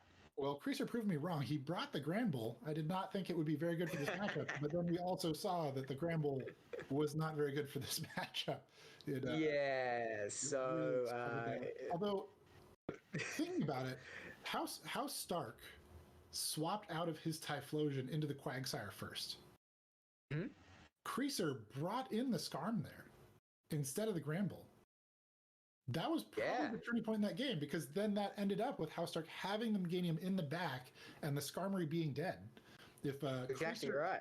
If Creaser had read that a little different, brings in the Granbull there on the Quagsire, the Skarmory probably just cleans up that whole game. Really would have had to win switch advantage with that Granbull, so would have had to invest shields. Depending on how slow the switch was, maybe might have had to burn 2 shields, potentially. But may have been worth it, because, Skarmory obviously doesn't need shields to take on the Meganium. Absolutely not a requirement. Well, but the Typhlosion was already at about 30%. But we'll jump into the next one here. House Dark bringing out the Azumarill this time into an Umbreon lead. That's a pretty good matchup for Azumarill. Not dominant, but very solid. Wouldn't be surprised to see the Umbreon escape here. Yep, instant swap out. I'm not sure if Azumarill was missing bubbles there, maybe it was just visual lag, but we are going to see the Meg versus Azu, and as said earlier in the stream, Azumarill is going to play a little bit differently if it's a level 40 versus a level 50. If it's level 50, we'll be able to get to 2 Ice Beams, potentially has an energy advantage as well, depending on how that lag kind of worked out. Almost at 2 Frenzy Plants, going to throw the first one now, not giving the opponent any extra turns, which is really nice counting from House Dark. Really well played. Really good understanding of the mechanics. Throwing the first Princess Plant does hang on. And we do not see another Ice Beam coming through. Yeah, looks like that was not a very XL Azu. 1491, yeah. I imagine that's an older one with not as superb of a stat spread. But now the Umbreon comes back into the Meganium, and Umbreon is very solid, but Frenzy Plants do a lot of damage, and so we'll see that coming through. Meganium probably still a little bit outside of foul play range, and able to get to a second Frenzy Plant. Umbreon probably still doesn't want to shield this, but as your health goes down, it gets harder and harder to find a winning position in a game. I mean, he knows that House Duck does have that Azumarill kind of laying in wait, so maybe not doesn't care too much if that Umbreon happens to go by the wayside. Leave it to some other Pokemon to kind of do the job. Maybe he's got Lantern kind of hanging in the back. And actually, no, we're seeing the Granbull come out. Here we go, round 2. This time Granbull does hold on to 2 shields. Not going to be able to take much in the way of shields from Azumarill. Shouldn't really have any charge move that can like threaten it at all. It's really just going to be down to Charm. Not burning the shield on the first one. Seeing Quagsire come in now, and we're going to see how this matchup does go. Charm versus Quag. Quag already at its first charge move before getting to half health, so definitely going to be putting some pressure onto this Granbull. Yeah, creature identifying that he went to 5 bubbles, so it was definitely an Ice Beam, and because it was definitely an Ice Beam, probably the damage output charge move that Granbull was going to see the rest of this game, so it opts to no shield it. But I mean, even these mud shots are now like becoming life-threatening to a Granbull. Even though 1.5 damage per turn move, it's just chipping away at its health, and the Granbull now without shields and not much health left. I think it's just going to get bubbled down here. Yeah, we're seeing the shield come up on Azumarill. He could have thrown a charge move onto Quagsire, but then was maybe hoping that he could charm down before a charge move come through, but not the case. But yeah, Azumarill is going to be quite easily closing this one out from House Duck. This Umbreon is unfortunately not going to be able to take out 90% of it Azumarill's health, even with a little bit of energy lying in the wings. Ice Beam is all in it. He looks like he's going to bubble down. He may just go to 9, so that he only has to throw 1 bubble against the Granbull. But if he can get the bubble down before then, he might go for that as well. It's a kind of position it's really hard to lose a game from. In Go Battle League, we would say that there's still the lag condition, but here in the tournament, I haven't seen any lag in games on stream, so thinking that it's working pretty well. And also, we have organizers and TOs, and we can replay matches if anything untoward happened in the game mechanics. But without any of that coming to pass, the Azumarill closes out pretty cleanly, pretty neatly.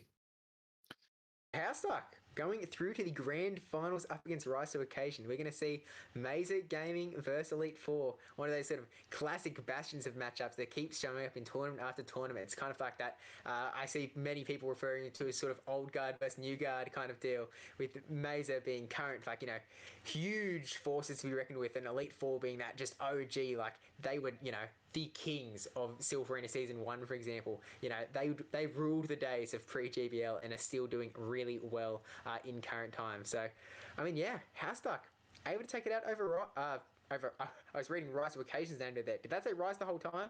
No. That's a move over. Yeah, that's getting ready for the finals that we are now going to see the House Duck versus Rise to Occasion. But again, Creasaw is going to be playing in the losers bracket up against Oscalicious to see who does end up coming 3rd or 4th in these battles. But man, some really good plays from House Duck and Creasaw.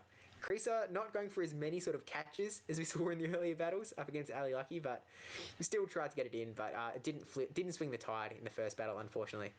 Yeah, I mean, I really feel like that Granbull is a liability, and he brought it to both those games. There just wasn't there.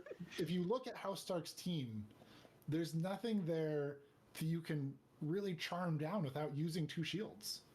And anytime you have to use 2 shields on your charmer, it just puts the rest of your line in such an awkward position. So I not feeling the Granbull. Maybe Shadow Granbull a little better in some of those matches. Maybe it can like charm down the Quag before it can get to the second Stone Edge.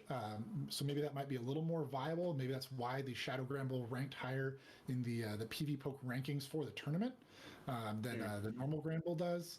But Granbull just struggling against these. Everything on House Stark's team is bulky. throws big charge moves that Granbull can't afford to no shield, or resists charm like the Typhlosion and the Skarmory. So just a tough matchup for Granbull. Maybe Creaser thought that being that as it was, House Dark wouldn't account for it. Sometimes you can do that with a line where, oh, this thing doesn't look very good against most of their team, but that means they won't plan for it. But House Dark, whether he was directly planning for the Granbull or not, his teams took care of it. Yeah, it did the job. I did the job quite well, I would say. But looking forward, we're actually going to do game 3 of the semis here, House Dark versus Creaser. Play out some more very, very high level stuff. We'll see if Creaser does decide to ditch the Granbull. Oh, actually backing out. Looks like they're not doing the third potentially. Looks like that may not be the case. Okay, backing out. Maybe Creaser locked in Granbull and went, actually, you know what? Bad idea. Let's can that one. So not sure if we're going to be seeing the third game from the semis here, or if we're going to be going into the finals. But either way, we're going to be seeing House Dark. Yeah, some very strong stuff. So I'm not sure if we want to pulling up Rise's Occasions team and House Dark's team. It's pretty interesting. These two teams, a fair amount of standard things on both. We see the Jumpluff, the Skarmory.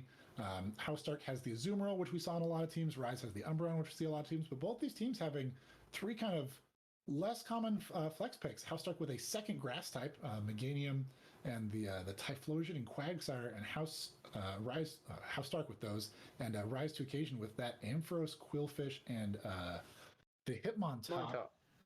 Does the Hitmontop have more play here? I mean, like more play? Potentially. There are 2 flyers on House Dark's line. That's not very good for Hitmontop. And there's also the Fairy Azumarill resistant counter. So probably, if I had to guess, I'd say we don't it's see probably a leave at home.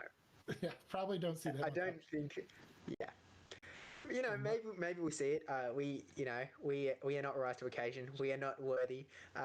We may not be seeing something that he sees. So he's going to use him on top. He's going to land a Stone Edge on a Jumpluff, then swap out, then manage to land another Stone Edge on a Skarmory, then pull out 5 million energy and throw a close combat onto a Quagsire. Somehow doing all of this while burning 5 shields to get that much energy, because him on top, it doesn't usually get to very many charge moves. But.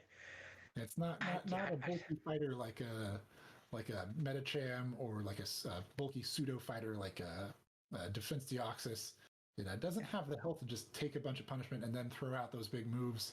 It gets chipped away at pretty bad, and has to throw those moves kind of as a last breath sometimes.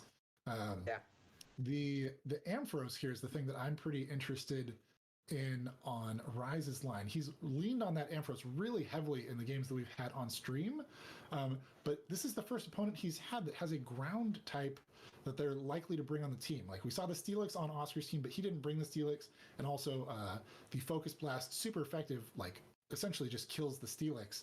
But here we have a Quagsire where the Focus Blast is not going to be lethal. The Quag resists the Volt Switches and the Thunder Punches. So it'll be interesting to see if Rise feels as comfortable bringing the Ampharos into this line. Also, the Meganium there is another Pokemon that resists the Volt Switch, resists the Thunder Punch, and is not really... I mean, the Focus Blast hurts, but it's not really a lethal threat against the Meganium either. So it'd be interesting to see if Rise changes up the strategies we've seen from him so far, which lean really heavily on that Ampharos, if he switches it up to something else for these last matches, for this grand final. $400 on the line for the winner, second place $300, and then there's that third place match happening off stream between Creaser and Oscar Licious, that will be for a decider for $200 for third, $100 for fourth place. But we've got Rise and House Dark. We are getting everything set up here, folks. What other... Will we see how? Do you think we'll see House Dark's Typhlosion again in this series? Typhlosion, I really want to see it. Just for the record, like, that's really the Pokemon I want to see the most out of this set, except maybe Quillfish. Oh, if we could see Quillfish versus Typhlosion, how sick would that be? But I think it definitely has some play here. It's pretty good against the Skarmory. pretty good against the jump fluff. It's not bad up against the Ampharos. It's going to be able to do fairly well there. It's got the ability to get that blast burn off, which is definitely going to do some hurt. Yeah. Umbreon, it's not that bad against either because we saw that it did have Incinerate instead of Shadow Claw. So it's going to be able to do fairly well there. Quillfish is what it's really scared of if we happen to see the Quillfish come out with Rise not having that Azumarill. But are we going to see the Quillfish from Rise? I mean, it's got Meganium, which doesn't like. Yeah, it has a pretty neutral matchup with the Skarm. It is pretty good against the Azumarill. Not a great matchup versus the Jumpluff. The Energy Ball is neutral damage, but the Jumpluff being just the bulkier mon and having resisting the water guns, pretty favorable for Jumpluff there. The Quillfish will absolutely destroy the Typhlosion if that happens. And then Quillfish versus Quag is a pretty interesting matchup. It's kind of about, can the Quag land the Earthquake? Because Earthquake will just one-shot the Quillfish from full. But the Stone Edge does some damage, but not really kill potential in the early matchup. And the Water Guns, the Water Gun and Mudshot both doing neutral damage to each other, but Quillfish, the Water Gun, a more damaging move. So able to kind of pile that on, and then maybe they have Fellstinger to ramp up the damage. Maybe they've got Aqua Tail just to do more neutral water damage to the Quag or some of these other mons. Maybe they have Ice Beam as a grass move coverage. Quillfish, one of those mons that you don't know necessarily what it's running when you look at it, or maybe it's running that real big Sludge Wave to take down an Azu or an unsuspecting Meganium. Or the very ever spicy acid spray that it also has access to. I don't think we've really seen acid spray being used like for ages. Like I feel like it used to be like such a sort of meta thing to use just in general in like Great League in PvP. But as time gone on, like there's so many other better moves, things that can actually like sort of help you out a bit more. Something like a Fellstinger that gives you a bit more power as opposed to an acid spray that's kind of sometimes throwing things into the wind. The only mons that really rely on acid spray are mons that don't have another bait move, right? Like we see Tentacruel is probably the prime example there. Like you got Hydro Pump or Sludge Wave or Blizzard, all of those cost way too much to use as your two moves, right? Because if you get in a situation where you have to bait, you have no bait. And so then it gets away with running that acid spray as its kind of bait move. What other mons? I wonder if you could potentially drop Aqua Tail. Like, even though it is that, like, you know, really baity move, you could potentially ditch it because there isn't too much you're really hitting in this cup. Obviously, that Typhlosion exists, but I don't think Typhlosion is, like, was expected to be one of the sort of big mons that was used. We've seen some of that on stream because some of these high-level battlers looked at the meta and said, I'd like to have a fire type to help counteract some of these grasses and Skarmories. But against the field in general, we have not seen very many fire types. Yeah, and I mean, it's got Water Gun. It can still handle them pretty well. It's not like it's a big danger zone. A Solar Beam would be, you know, nice to land. It's got potential if you've got your, you know, 100 energy from elsewhere. There's something, but yeah, I think Quillfish in general is going to be dominating those matchups no matter what moveset it has. You don't really relying on that Aqua Tail. Plus, like, you know, if you're packing a Fellstinger, for example, on your moveset, boosting your Water Guns up even more, that's pretty scary. Yeah, especially if you could throw that Fellstinger in a situation where they would want to shield like an Ice Beam or a Sludge Wave. You can really confuse your opponents. It looks like we've got the grand final starting now. We're on Rise to Occasion's perspective. Skarmory into that Typhlosion. Oh, man. Rise to Occasion, get out of here. Going into that Quillfish, we're seeing the Quillfish and the Typhlosion, yes. Unfortunately, we are seeing that Meganium come in, but we do have, I can't have us an Acid Spray or a Sludge Wave or one of those moves. So how slow that's charging up, that is definitely Sludge Wave on the right. Quillfish, this is a neutral frenzy plant. Ow. Yikes. Does get the Aqua Tail off, so doing something, I guess. Getting to get off. Going to be able to bring that Skarmory. So now he gets to come in with the Skarm and farm down this Meganium. So this is not as good of an answer as that was to the Quillfish. Not necessarily a great situation here for House Stark. Yeah, potentially would have liked to kind of let your Meganium's health go down a little bit more. In person, there's always the chance you can kind of go for that strat of like, I'm intentionally not attacking, you can keep attacking. But in these sort of matchups where it's online, it's hard to say like, oh, they might just be lagging, so we'll have to stop playing, whatnot.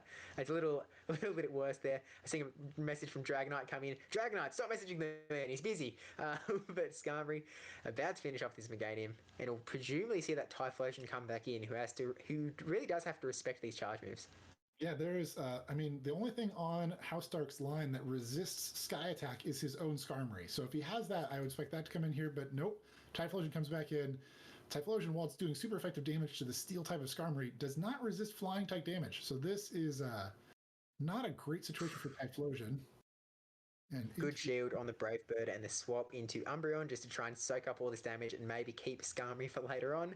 It's still a little bit of a rough spot. Burning the first shield on the Blast Burn, still holding on to one shield each side, and we're seeing the Quagsire come in. So this is really rough. Skarmory doesn't really have play up against either Mon without energy. And Umbreon's not that hot either in either matchup. Yeah, it's looking pretty rough.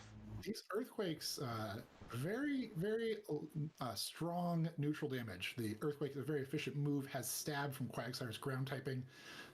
And you can see Umbreon very bulky, but two of those is probably going to do the trick. And it's going to take probably three more foul, maybe two more foul plays does it. It'll be close, chat.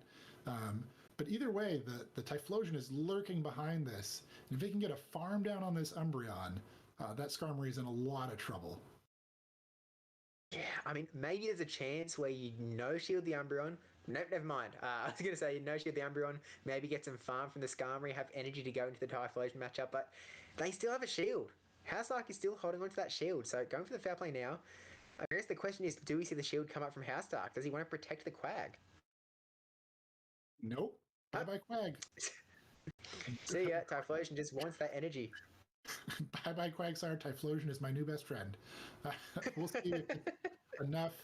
I mean, it's got to get to 2 Blast Burns here, and it only has 1 shield. So that's the real question. Can the Typhlosion get to 2 Blast Burns? Oh, Skarmory has heaps of energy. Oh, no. Had the Brave Bird, but the Blast... There's still a chance here. EMP, yeah, because the Umbreon's close to a move. Almost there. It's almost there. Nope. Oh, the Blast Burn coming through first. Wow. I'm really curious because he like went to tap on the Sky Attack, but then realized that maybe that wasn't enough damage to kill the Typhlosion and went for the Brave Bird instead. And I'm really curious if that Sky Attack, I'm going to go look it up for you guys, chat. I think it could have. Skarmory into Typhlosion. That Sky Attack does 50% to a Typhlosion. I think that absolutely would have closed it out. Yeah, I think if he'd just thrown that, he's kicking himself right now, chat, for going for that Brave Bird instead of just throwing the Sky Attack. That was a tough situation. And like, how many times has he played Skarmory into Typhlosion? Probably not very many times, chat. Like, that's the advantage of running some of these kind of off meta things. Like when he's in Umbreon, Skarmory versus Azumarill or Umbreon, like you played those a lot of times. You know, like this is about how much the chunk is when I throw this move. Typhlosion, don't know. And so you like they're at like 45%. You're like, I'm not sure the Brave Bird, the Sky Attack kills this. I need to go for Brave Bird, and goes for the bigger move there, and gets the CMP that it loses, and there goes game 1.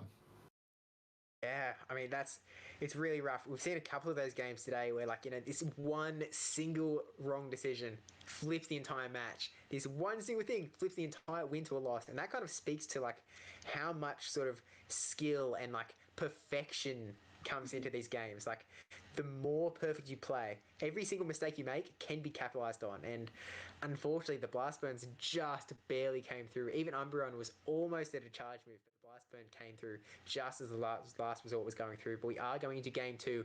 Housedark only needs to win 1 more game stack of the entire tournament, and we're seeing Meganium from Housedark into Rice's Umbreon. Not the best matchup for Umbreon, but it is a little bit neutral on both sides. We've seen it's okay.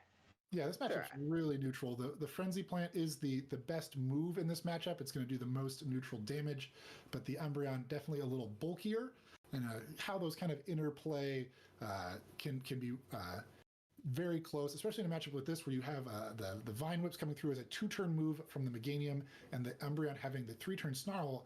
Timing your moves can really change these neutral matchups as they like drag on. There's going to be quite a few charge moves thrown, some shields coming up, some shields not being used. But if you can sneak a Vine Whip here, a Snarl there, it can really change the outcome. Neither player looking to use their shields here, and a Azumarill comes out. Swapping into Quillfish. So this is a pretty decent spot. Has to get through a Sludge Wave, and that's going to be fine. Play Rough going to be resisted. Ice Beam going to be resisted. It's looking good. Quillfish is in a right spot. Yeah, Interesting swap into Azu. I mean, the Azu into Quillfish isn't. I mean, while it's a lot of resisted moves, it's going to come down to, is there a bait? Do they call the bait? Right? If you shield this, it's actually kind of Azu favored. It takes the Quillfish so long to get these Sludge Waves. And we'll see if the Azu shields. It does. Ooh, that is a little bit rough. Because the Azu does outpace Quillfish, the bubble generating more energy than the water gun, and Play Rough being considerably cheaper than Sludge Wave. It actually goes for the Ice Beam bait on the second time. Ooh, it's a tough spot for the Quillfish. Can it maybe almost? Just not. Is he going to invest both shields to get there, though? No shielding. Hoping this maybe is another Ice Beam, but it's not. It's the Play Rough. And, swaps out. Saving that Aqua Tail for later. That could be useful. That could be very useful. He's on like half a HP, but we're now going to see this Skami mirror match. Again, one of those games of shields and baits. Are we going to see the Brave Birds? Are we going to see the Sky Attacks? Both of them up to that 100 energy now. Yeah. That was the 100 energy quick attack from House Dark. So going for the Sky Attack straight away. Kind of standard play. No shield. Called it. Move coming back in, probably also just a Sky Attack. It'd be pretty risky to throw the Brave Bird here, even though this is the place where your opponent's least likely to shield it. It's not going to be lethal, and then you're getting hit with air now against your 2-stage down defense. But now he shields this second one. I don't think a Brave Bird would quite be lethal from it either. But, ooh, that's pretty nice. That's pretty good. He's almost at 2 Sky Attacks. He's at 2 Sky Attacks. House Dark Skarmory has that defense debuff. Still has a shield in tow. May opt to use it here. Nope. No shield. I think he was kind of hoping that. Gets to another move. Oh, that's rough. Isn't Brave Bird debuffed? Can he tank it? Has a Brave Bird ready to go into whatever comes in. Is that Azu still lying around? That looks like it might have been a Sky Attack. I think he realizes that he's going to survive 3 bubbles, and he thinks he can get to 2 Sky Attacks here. And that's going to be more total than no combo. Absolute boom. Get us a third combo move. There's a move on a Quillfish that's going to be the tail end of this combo, but the Meganium comes back in. I think the Meganium can no-shield this, farm down. The Skarmory is in range for a move to kill, and the Quillfish only has a Aqua Tail loaded, so it's not really a lethal threat either. Oh, but he did shield that. He shielded the foul play? He has... Okay. Okay, going for the Aqua Tail. Maybe hoping that Meganium's gone for an instant tap on the swap it. I can't speak. He did. They have! Oh my gosh. Skarmory's going to come in. Skarmory's going to be able to take this out. Then it's going to be the... No, this is it. in the back. Oh yeah, the Azu still He's on like a barely... Timer. Timer. Get the Sky Attack. What are you doing? No! I mean, is he lower health than the Azu? If he's lower health than the Azu, then even with the timer coming up, his only win condition there is farming that down and throwing a move at the Azu. The charge move. Didn't have the time to get to it. Wow. And that's it. House Dark, the champion of the Nexus League Johto Cup, taking out the $400 cash prize, taking it all, denying Rise to Occasion's opportunity to get 2 tournaments in a row. Unfortunately, he's going to have to settle for second. Wow. I mean, game. Rise said the path to winning these tournaments is through him, and House Dark said, okay. I mean, Raz crushing through the first tournament, crushes his way all the way to the finals here, and then House Dark pulling the 2-0 victory in the grand finals. just putting on an awesome show, bringing great teams, shielding, making really good shield calls there. Like shielding the sludge wave was huge. Put him in a position where then Rise just didn't have a good answer for the Azu anymore. I mean, we think about Coolfish as being an answer for the Azu, but you can see there that the pacing, you just get to that sludge wave so slow, and if you go for the move and they shield it, you lose the matchup. And if you go for the bait and they don't shield it, you lose the matchup. So there's a lot of pressure on you as the Quillfish in a matchup that you're like, you're the winning Mon. So we just, I mean, an Azumarill won the tournament. Unfortunately, Rise not able to prove that you do not need an Azu to win the Johto Cup. Did get very far. Very impressive nonetheless with no Azumarill. Just able to get there. I'm glad we got to see lots of Typhlosion in those finals. Good job, Typhlosion. As am I. Unfortunate that we never got to see a Steelix, but it is what it is. Maybe we'll see one next time. It was definitely, and even the Quillfish made a showing. Hitmontop still sitting on the bench. I wonder if you could do it over if that Hitmontop was an Azumarill. I don't know, chat. Maybe that makes the difference. But Rise making all the grand finals, taking home $300. Big shout out to all our competitors. They put on a show for us today.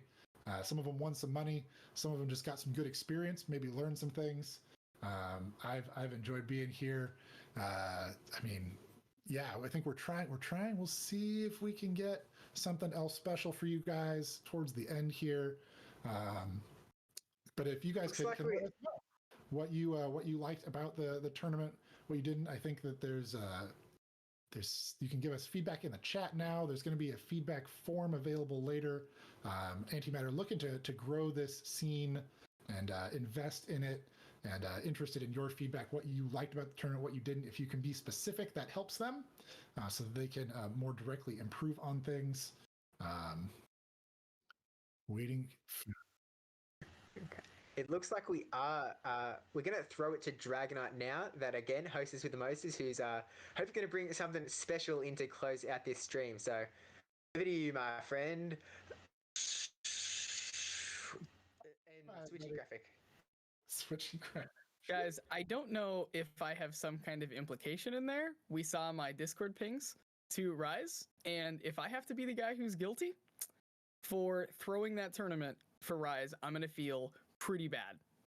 And of course, that is not actually the truth. That was a phenomenal showing out of House Stark. We have had exactly like 6-4 had said. We've had a wild slew of competitors. I think we had a couple first-time competitors. We saw some folks bring in teams that weren't necessarily even meta, that were just fun in some of the pool plays. And that was a great thing because to me, as an organizer, that tells me that we are reaching new people who have not yet entered the competitive scene, and they're taking their first steps.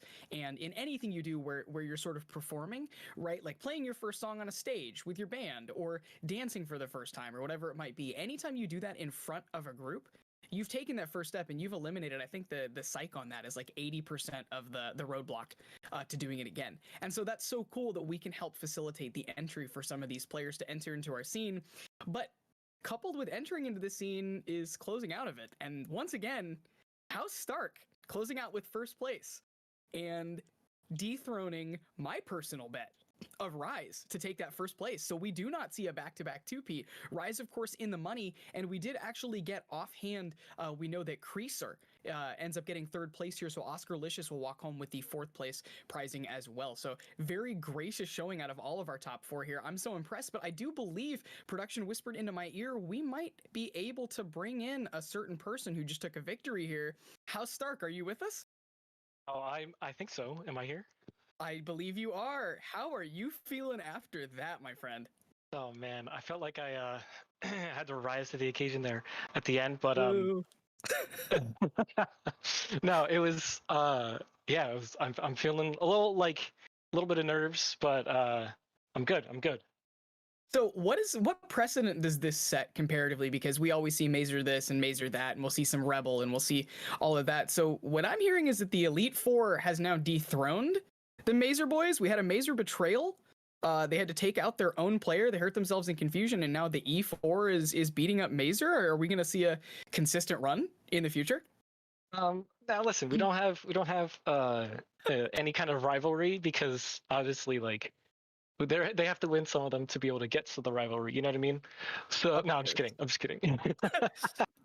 But yeah, no, the Elite Four is really excited. I'm proud to present obviously the team, and obviously Arrow walked away with another win earlier this year. I think it was last month.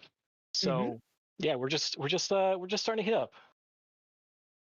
Well, I think you did a certainly fine job heating up right there. I mean, I got to see in that matchup too. I mean, personally, just for myself, I got to see a Typhlosion and a Quillfish. I got to see a couple shinies I liked throughout the tournament. I mean, even from a spectator that is very knowledgeable on Pokemon but not about Pokemon Go, this whole thing top to bottom that you participated in was really fun, even from a casual viewing standpoint. So I can't imagine how great that had to feel as somebody as invested as a competitive battler like yourself. But guys, I want to thank House Stark again and congratulations. We've got a first place out of House Stark that's going to be second, going to Rise. We're going to have third place for Creaser and fourth for Oscar Licious. And guys, I want to thank my co-hosts as well. Of course, we had 6'4 Ninja and we had PvP Steve on deck with us as well, casting all of the shots. I was just able to bring us in and out of our transitions here. And before we close out, I also want to thank our sponsors at Gamers Heaven. Of course, that LAN center in Phoenixville that has now expanded and maybe to a place near you. They have now announced that they have a new franchise location, and so there will be a couple more coming in 2021. So you may see the Nexus League and Antimatter at a place near you. And then, of course, Swordog, our apparel company, keeping us fresh in a lot of our threads. Wink, wink, nudge, nudge. We've got some nice Antimatter gear here as well. There is actually a Nexus League tee available there as well that has a very great Umbreon motif, if anyone is interested in that. And then closing, of course, we are graciously powered by Facebook Gaming, covering the entirety of the prize pool and our production budget for the show. So nothing but unbelievable thanks to Facebook Gaming for this. And I'm going to give it back to my my co-hosts to ride us all the way out. I just want them to get to give their goodbyes. But that's going to be it from Dragonite, and I'll let Steve and I will let Ninja take us out.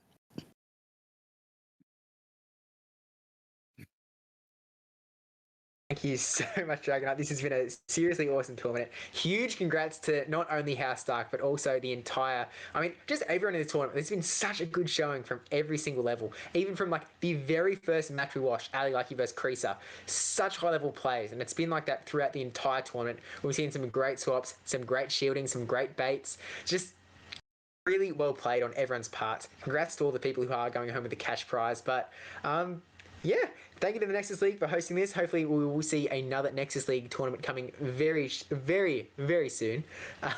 And yeah, Ninja, anything you want to kind of add? Thank you to everybody that participated today. I mean, we got to follow a few people through the tournament, see some very high-level games. But a tournament like this doesn't happen if we don't get everyone else that signs up and participates. So shout out to you if you played in the tournament today. Shout out to you if you are interested in signing up for the next Nexus League tournament. I encourage you to do that. Help us grow these tournaments, grow the scene. It's just it's a benefit for all of us if we can get more participation. And we're grateful for the people that participated today. Hopefully you in chat all learned some things watching these high-level battlers, things that you can take away to your Sylph matches, to your GBL, to upcoming Nexus League or other sponsored tournaments. We got the ending bracket there. Dragonite, thank you for posting that. And I just appreciate Antimatter Gaming for putting this on, for bringing me and Steve in for our production and TO crew behind the scenes, doing excellent work, keeping things moving, running smoothly, and making our jobs easier. And I just hope everyone out there has an awesome rest of your weekend. Continue your Pokemon adventures, and we'll see you back next time. Huge shout out to production as well, by the way. Really have been doing a phenomenal job through this entire thing, running it all super smooth. But yeah, do go ahead and follow the Nexus League on Twitter. So to keep up to date with when the next tournaments may be occurring, keep up to date with when the announcements might come out. So yeah, give that a follow. And with that, I have been chastised because I didn't do this at the start, so we'll just have to do it at the end. Good night, battlers, and have a great one.